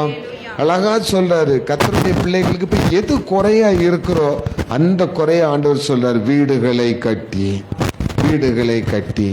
அப்போ வீடு வாசல் இல்லாதவங்களுக்கு அறகுறையா விட்டு கிடக்கிறது, குறையா கிடக்கிறவங்களுக்கெல்லாம் ஆண்டவரே அந்த வீட்டை உங்களுக்கு என்ன செய்ய போகிறார்? கட்டித்தர போகிறார். கரங்களை உயர்த்தி ஒரு ஆமென் சொல்லுங்க. வீடுகளை கட்டி அதில் நீங்கள் என்ன செய்வீர்கள்? குடியிருப்பீர்கள். உங்க வீட்டை சுற்றின திராட்சை தோட்டங்களை நாட்டினா நல்ல கனி வகைகளை உள்ள செடிகளா நீங்க வச்சு அதனுடைய கனியை நீங்க என்ன செய்வீங்க? புசிப்பீங்க. அது மாத்திரமல்ல, 23 வசனம் என்ன சொல்லுறது பாருங்க. அவர்கள் விருதாவாக உழைப்பதில்லை, அவர்கள் துன்பம் உண்டாக பிள்ளைகளை பெறுவதும் இல்லை, அவர்களும் அவர்களோட கூட அவர்கள் சந்தானமும் கர்த்தரால் ஆசீர்வதிக்கப்பட்ட சந்ததியாய் இருக்கும். அல்லேலூயா. எல்லாத்தையும் கரெக்டா சொல்ற பாருங்க. பிரசவ வலி கூட உங்களுக்கு என்ன செய்யாது? இருக்காது. நீங்க வேதனை பட மாட்டீங்க. இவ்வளவு பெரிய ஆசீர்வாதத்தை கர்த்தர் கொடுத்துட்டே வராரு பாருங்களேன்.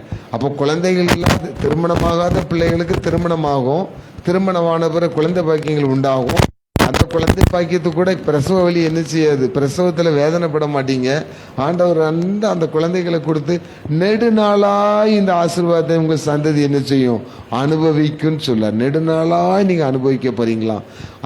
அந்த ஆசீர்வாதம் உங்களுக்கு எப்படி இருக்குன்னு பாருங்க. பிலிப்பியர் 4 அதிகாரம் 18 வசனத்தை வாசிங்க. பிலிப்பியர் 4 அதிகாரம் 18 வசனம். எல்லாம் எனக்கு கிடைத்தது, பரிபூரணமும் உண்டாயிருக்கிறது. உங்களால் அனுப்பப்பட்டவைகளை சுகந்த வாசனையும் தேவனுக்கு பிரியமான உகந்த பலியுமாக எப்பாப்பிராதீத்துவின் கையில் வர பற்றி கொண்டபடியால் நான் திருப்தி அடைந்திருக்கிறேன். எல்லாம் எனக்கு கிடைத்தது. அப்படி வலது கையை வைத்து சொல்லுங்களேன், எல்லாம் எனக்கு கிடைத்தது.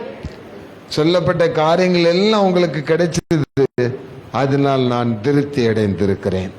உங்களுக்கு திருப்தியான ஒரு வாழ்க்கையை வருகிற மாதத்திலிருந்து ஆண்டவர் கொடுக்க போகிறாராம். அந்த திருப்தியை பெற்றுக்கொள்ளக்கூடிய ஆசீர்வாதங்கள் எங்க வருதுன்னா அடுத்த வசனத்திலே சொல்லப்பட்டிருக்கும். என் தேவன் தம்முடைய ஐஸ்வரியத்தின்படி உங்கள் குறைவுகளை எல்லாம் கிறிஸ்து இயேசுவுக்குள் மகிமையிலே நிறைவாக்குவார். அல்லேலூயா, அல்லேலூயா. அப்போ யாரு நம்முடைய குறைவுகளை நிறைவாக்க போறாரோ அவரைத்தான் நான் என்ன செய்யணும்? நோக்கி பார்க்கணும். அதனாலதான் என்னை தேடுகிற சமயத்தில் நீங்க என்ன செய்யுங்க? தேடுங்க. என்னை கண்டடைகிற நேரத்தில் என்ன செய்யுங்க? என்னை தேடுங்க. அப்பொழுது என்ன செய்வீங்க? கண்டடைவீர்கள். யோசபாத்து அதுதான் சொல்றாரு. கர்த்தரை தேடுகிற சமயத்தில் என்ன செய்யுங்க? தேடிருங்க அப்படின்னு சொல்றாரு. இல்லாட்டி உனக்கு என்ன செய்யாது? கிடைக்காது. நமக்கு கொடுக்கப்பட்டிருக்கிற இந்த அருமையான காலம், இந்த அருமையான நேரம், இதுதான். இந்த காலங்கள் வராதுன்னு நான் சொல்லி வேதத்தில் உள்ளபடி தான் சொல்றேன். நமக்கு இப்படி கஷ்டங்கள் வரல, வாதைகள் இந்தியாவில் வரல, இது ஆண்டவர் தேடக்கூடாது, ஆண்டவர் வணங்கக்கூடாது அப்படிங்கிற வரலன்னாச்சுன்னா ஆண்டவர் சொன்ன வேதத்தில் உள்ள வார்த்தைகள் பொய்யாய் போயிடும். இது கண்டிப்பா என்ன செய்யும்? வரத்தான் செய்யும். அதனால முடிவு பரிந்து நிலைத்திருப்பவனே ரட்சிக்கப்படுவான்னு பைபிள் சொல்லுது. இந்த உபத்திரங்கள், இந்த பாடுகள், இந்த கஷ்டங்கள் எல்லாம் இந்த உலகத்துல வந்து நம்ம ஒருவர் முகத்தை ஒருத்தர் பார்த்து ஸ்தோத்திரம் கூட சொல்ல முடியாத நேரம் என்ன செய்ய பாருங்களேன். இங்கிலாந்து நாட்டில் 3 பெரிய தேவனுடைய ஆலயங்கள் சர்ச்சு நடந்துட்டு இருந்த 3 பெரிய சர்ச்சை இங்கிருந்து இந்தியாவில் உள்ளவங்க விலைக்கு வாங்கி அதை இந்து கோயிலா மாத்திட்டாங்க. அதுக்குள்ள முழு ஃபைனான்ஸும் இந்தியா கவர்மெண்ட், மோடி கவர்மெண்ட் என்ன செய்யுது? கொடுக்குது. எவ்வளவு அசிங்கமா இருக்கு இல்ல? வருத்தமா என்ன செய்து இருக்குது? அப்போ முழு ஒரு கிறிஸ்தவ நாடான இங்கிலாந்து தேசத்துல இவ்வளவு பயங்கரமான காரியங்கள் நடக்கும்போது தேவன் அதை பார்த்து கொண்டு இருப்பாரா? அப்போ இப்படிப்பட்ட காரியங்களை செய்ய செய்ய ஆண்டவர் எப்படி இருப்பாரா, எத்தனை நாட்கள் உங்கள் மீது நான் பொறுமையாய் இருப்பேன், எவ்வளவு நாள் நீடிய பொறுமையா இருப்பேன், தேசத்தின் மீது மகா தீங்கை நான் என்ன செய்வேன், வர பண்ணுவேன். எச்சரிப்பு, தேசத்தின் மீது மகா பெரிய தீங்கை நான் வரப்போவேன். அந்த நேரத்தில் யாரெல்லாம் கர்த்தரை நம்பினவங்க இருக்காங்களோ அவங்களுக்கு மட்டும் பட்டயம் அவர்கள் மீது என்ன செய்வதில்லை, வருவதில்லை. மற்ற எல்லாரும் கிறிஸ்தவனாக இருந்தாலும் சரி, யாராக இருந்தாலும் சரி, பிஷப்பாக இருந்தாலும் சரி, பெரிய போதகனாக இருந்தாலும் சரி, கர்த்தருக்கு விரோதமான காரியத்தை செஞ்சுட்டு இருந்த எல்லாரும் என்ன செஞ்சிருவாரு, ஆண்டவர் அழிச்சிருவாரு. ஒரு பிச்சைக்காரனாக இருக்கலாம், பிச்சை எடுத்து சாப்பிட்டுட்டு இருப்பான், அவன் கர்த்தருக்கு பயந்து கடவுளுக்கு பயந்து உண்மையானவனா இருந்திருப்பான், அவன் மீது பட்டயம் என்ன செய்யாது, வராது. நீ அங்கி போட்டுக்கோ, இடுப்புல கயிறை கட்டிக்கோ, பெரிய இதெல்லாம் வச்சுக்கோ, நான் அந்த பிஷப் இந்த பிஷப் பீத்திக்கிறால, அதெல்லாம் அங்க யாரும் கணக்கில் சேர்க்கிற கிடையாது. நீங்கள் கர்த்தருக்கு உண்மை உள்ள கிறிஸ்தவராய் இருந்தால், கர்த்தருக்கு பிரியமானவராய் இருந்தால், தேவனால் ஆசீர்வதிக்கப்பட்டிருக்க தகுதி பெற்றவராய் இருந்தால் பட்டயம் உங்கள் மேல் வருவதில்லை. அல்லேலூயா. அப்போ உலகத்தினுடைய அழிவு காலம் வரும்போது ஆண்டவர் எதை தெரியுமா கணக்கு பார்ப்பாரு, இவன் யாரை நம்பி வாழ்ந்து கொண்டிருந்தான், யாரை நம்பி, கர்த்தரை நம்பி வாழ்ந்தானா, இல்ல கர்த்தருடைய வார்த்தையை சொல்ற பாஸ்டர்களை நம்பி வாழ்ந்துட்டு இருந்தானா, இல்ல உலகத்தில் உள்ள மேன்மை பெற்றவர்கள் அப்படிப்பட்டவங்களை நம்பி வாழ்ந்துட்டு இருந்தானா, அவன் கிரியைகளுக்கு தக்கத்தான பலனை நான் உங்களுக்கு தருவேன். அப்ப நம்ம கிறிஸ்தவர்களாய் இருக்கிறது மாத்திரம் முக்கியம் இல்ல, கிறிஸ்துவை உடையவர்களாய் இருக்கிறோமாங்கிறது தான் நமக்கு முக்கியம். நம்ம எப்படிப்பட்ட சூழ்நிலையிலும் இருக்கலாம், எந்த விதமான ரொம்ப கஷ்டத்துல கூட இருக்கலாம், சோர்ந்து போனவங்கள கூட இருக்கலாம். ஆனா ஒவ்வொன்றுக்கும் ஜீவனோட வார்த்தைகளை நம்மளை பலப்படுத்துகிற வார்த்தைகள் இருக்கு. இன்னைக்கு இன்னைக்கு இந்த உபவாச நாள்ல ஒரு சரியான தீர்மானத்தை எடுங்க. ஆண்டவராகிய இயேசு கிறிஸ்து ஒருவரை தவிர வேறு எந்த நாமத்தையும் நான் வணங்குவதில்லை, எந்த மனிதனை நான் மேன்மைப்படுத்த போவதில்லை, எப்பேற்பட்ட ஆளாக இருந்தாலும் நான் அவனை மேன்மைப்படுத்த போவதில்லை. ஊழியக்காரர்களை கனம் பண்ணுங்க, ஊழியக்காரர்களுக்கு மரியாதை கொடுங்க, ஊழியக்காரர்கள் மீது அன்பு செலுத்துங்க. அவர்கள் இறைவனாகிவிட முடியாது, அவர்கள் கடவுளாகவே முடியவே முடியாது. இயேசு ஒருவர் தான் கடவுள். அல்லேலூயா. எல்லா நாமத்திற்கும் மேலான நாமம் கொண்டவர் அந்த இயேசு ஒருவரே. அவருக்கு நீங்க கீழ்ப்படிஞ்சீங்கன்னா நீங்கள் பிசாசை என்ன செய்யலாம், அழகா ஜெயிக்கலாம். ஜெயித்து நீங்க என்ன செய்யலாம், பெற்றுக்கொள்ளலாம். அவருடைய நாமத்துக்கு நீங்க கீழ்ப்படிஞ்சீங்கன்னா, என்னுடைய நாமத்திற்கு பயந்திருக்கிற ஜனங்கள் மீது அவர் என்ன செய்வாராம், 128ஆம் சங்கீதத்தில் உள்ள ஆசீர்வாதத்தை அப்படியே கொடுப்பாரு. கர்த்தருக்கு பயந்து அவர் வழிகளில் நடக்கிறவன் பாக்கியவன், அவன் கையின் பிரயாசத்தை அவன் சாப்பிடுவான். உன் கையின் பிரயாசத்தை நீங்க சாப்பிடுங்க, அதுல பாக்கியமும் நன்மையும் உண்டாயிருக்கும். அவன் பாத்திரம் எப்படி செய்யுமா, கர்த்தரை என் மேய்ப்பராக கொண்டிருக்க இந்த லார்ட் இஸ் மை ஷெப்பர்ட் சொல்றவனுக்கு பாத்திரங்கள் என்ன செய்யுமா, நிரம்பி வழியும் ஜீவனுள்ள நாளெல்லாம் நன்மையும் கிருபையும் என்னை தொடரும். அந்நாளை போல கர்த்தருடைய சமூகத்தில் எனக்கு ஒரு ஆசீர்வாதம் வேணும்னு உண்மையும் உத்தம ஒரு பொருத்தனையோடு ஜெபிக்கும் பொழுது, ஒரு தீர்க்கதரிசி சாமுவேல் கொடுத்தது போல இல்லாத பிள்ளைகள் அப்படி கர்த்தரிடத்துல பொருத்தனையோடு ஜெபித்து பாருங்க, ஆண்டவரிடத்தில் ஜெபித்து பாருங்க, கர்த்தரிடத்தில் ஜெபிங்க. ஒரு தீர்க்கதரிசி ஆண்டவர் உங்களுக்கு கற்பப்பையில் ஆண்டவர் கட்டளை இடுவார். எத்தனையோ பேருக்கு வாழ்க்கையில் நான் சொன்ன மாதிரி திருமணம் ஆகாம குடும்பத்துல சரீர பலவீனமா இருக்கலாம், பொருளாதார சூழ்நிலையா இருக்கலாம், வேறு ஏதோ ஒரு காரணத்தினால தடைகள், சூனியங்கள், மந்திரங்கள், அப்படி எதுவா இருந்தாலும் எல்லாவற்றையும் ஜெய கொடுக்கிற தேவனை நோக்கி என்ன செய்யுங்க. நீங்க பாருங்க, உங்க வீட்டுல மணவாளனின் சத்தமும் மணவாட்டின் சத்தமும் கேட்கும். அல்லேலூயா. உன் கையின் பிரயாசம் வறண்டு போய் வறட்சி இருக்கிறது, ஒண்ணுமே பண்ண முடியல, முழிச்சுட்டு இருக்க, ஆண்டவரை நோக்கி பார்த்து கேளுங்க. ஆண்டவர் அந்த இடத்தை ஆசீர்வதிப்பார், ஆண்டவர் அந்த தொழிலை ஆசீர்வதிப்பார், ஆண்டவர் அந்த வேலையை ஆசீர்வதிப்பார். அதுல 100 மடங்கு ஆசீர்வாதத்தை நீங்கள் பெற்றுக்கொள்வீர்கள். அல்லேலூயா. அதுல சேதம் ஒன்றுமே வராது, எதுவும் உங்களை சேதப்படுத்தாது. அப்படிப்பட்ட ஒரு நல்ல இறைவனை பெற்றிருக்கிற நாம், யோசபாத் சொன்ன பார்த்தீங்களா, ஜெயிக்கணும்னா உபாசம் இருங்கள் சொன்னா. அப்படி உபாசம் இருந்து நம்ம ஜெபிக்கும் பொழுது, இந்த உபாச கூடுகளை கிளம்பி கொண்டு வந்து ஜெபித்திருக்கிற உங்களுக்கு உங்கள் வாழ்க்கையிலே அத்திமரமும் துளிர்க்கும், அத்திமரமும் பூக்கும், திராட்சை செடியும் பூக்கும், அது பூவும் பிஞ்சுமாய் இருக்கும், அது கனி கொடுக்கும், அது மிகுந்த கனிகளை கொடுக்கும் என்று ஆண்டவர் சொல்லுகிறார். உங்களுடைய ஆசீர்வாதங்கள் எல்லாவற்றையும் பரலோகத்திலிருந்து தேவன் உங்களுக்கு கட்டளையிடுவாராக. நாம் அந்த பரலோக ராஜாவை நோக்கி நாம் பார்க்க போகிறோம், இயேசுவை நோக்கி நாங்கள் பார்க்க போகிறோம். அப்பொழுது நம்முடைய வாழ்க்கையில இன்னும் பெரிய மாற்றங்கள் இனிமே உண்டாகணும். நாம் அதற்காக ஜெபிக்கும்படி எழுந்திருக்கலாம்.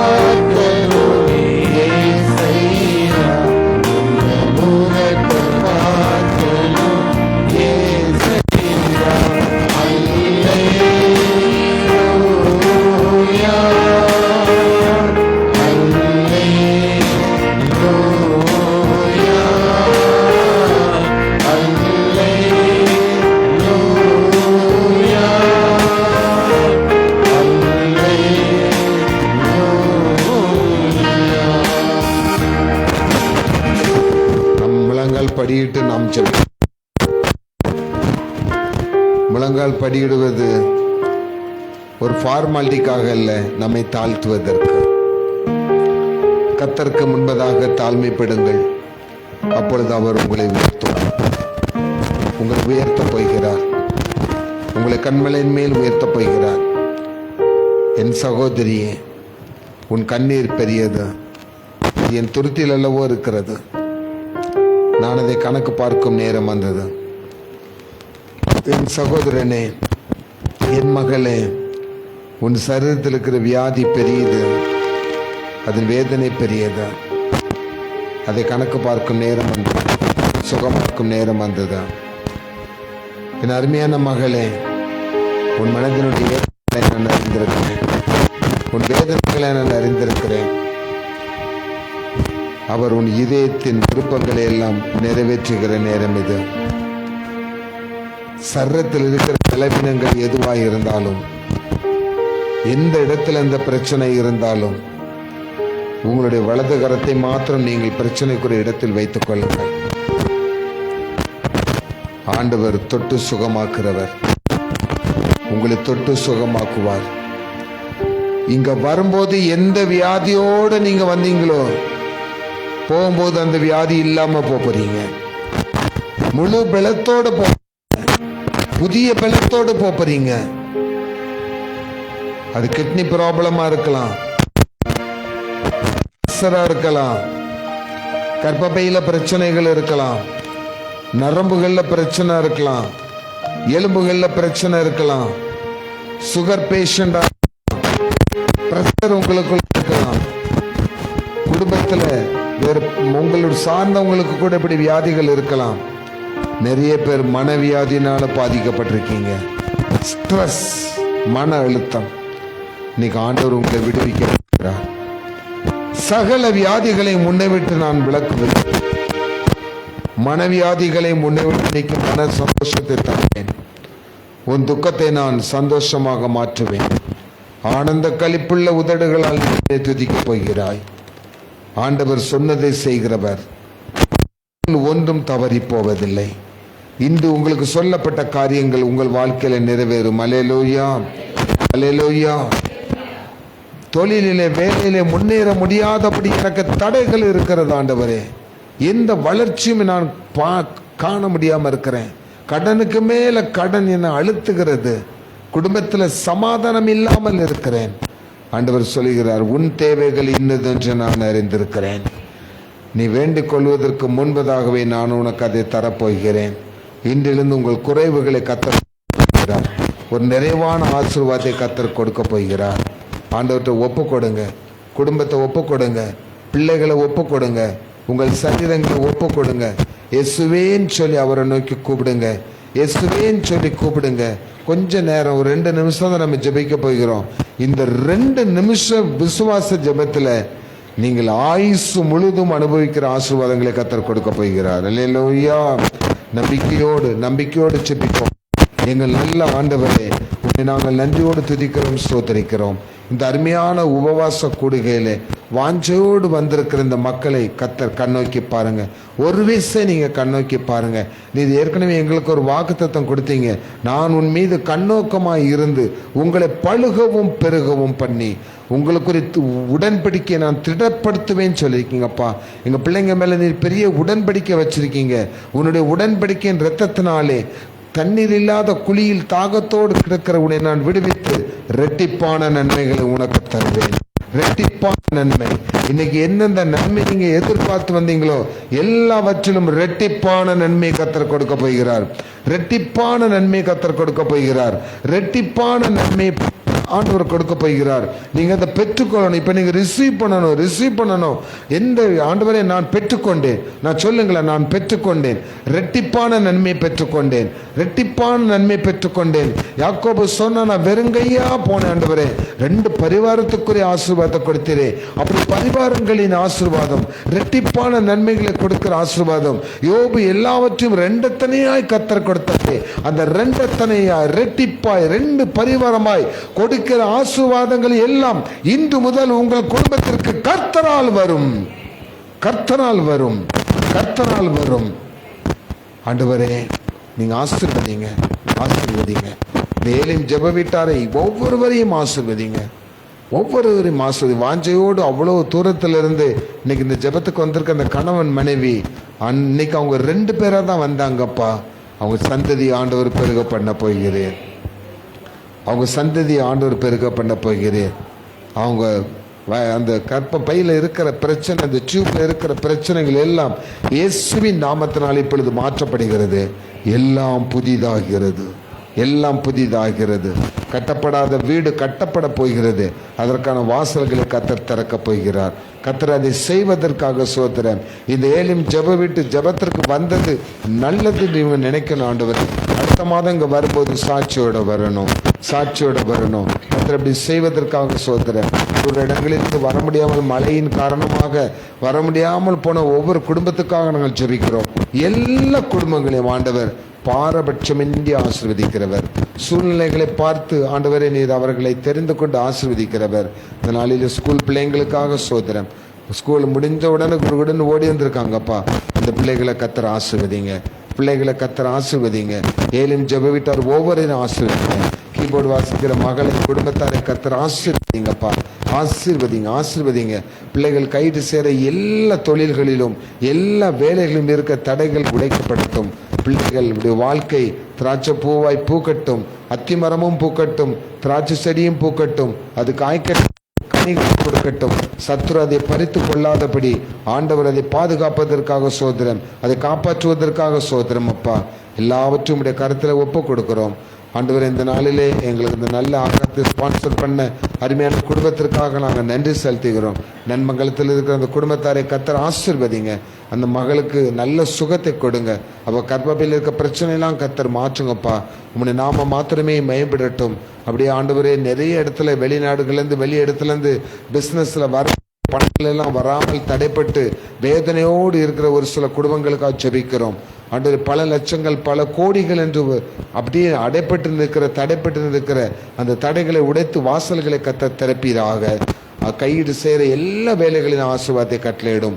உம்முடைய நாம மாத்திரமே மயம்படுத்தும். குடும்பத்துக்கு விரோதமாக செயல்படுகிற சாத்தானின் கிரியைகளை, பிசாசின் தந்திரங்களை, அசுத்தாவினுடைய வியாதியின் கட்டுகளை எல்லாவற்றையும், தடைகளை உண்டு பண்ணுகிற ஆவிகள் எல்லாவற்றையும் இயேசுவின் நாமத்தினாலே நாங்கள் கட்டுகளை அறுக்கிறோம். வியாதிகள் அந்த விடுதலை கொடுக்கிறோம். இயேசுவின் நாமத்தினாலே எல்லா விதமான பலவீனங்களும் நீங்கட்டும்.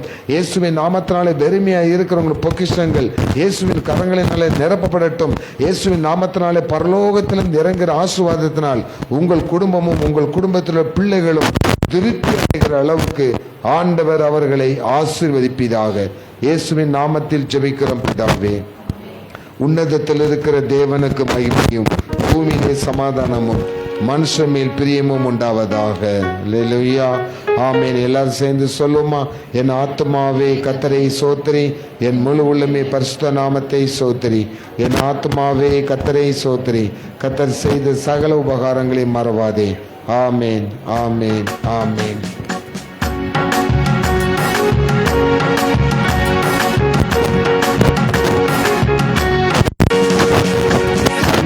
சந்தோஷமாயிருங்க, எப்பொழுதும் சந்தோஷமாயிருங்க, சந்தோஷமாயிருங்க, எப்பொழுதும் சந்தோஷமாயிருங்க. உயிர்வானாலும் நாள்வானாலும், உயிர்வானாலும் நாள்வானாலும், சர்வவல்ல தேவன் நம்மோடு இருக்கிறார். சர்வவல்ல தேவன் நம்மோடு இருக்கிறார். சந்தோஷமாயிருங்க, எப்பொழுதும் சந்தோஷமாயிருங்க, சந்தோஷமாயிருங்க, எப்பொழுதும் சந்தோஷமாயிருங்க. தோல்விகள் வந்தாலும் நஷ்டங்கள் வந்தாலும், தோல்விகள் வந்தாலும் நஷ்டங்கள் வந்தாலும், நமக்கு ஜெயம் கொடுக்கும் தேவன் நம்மோடு இருப்பதால் சந்தோஷமாயிருங்க.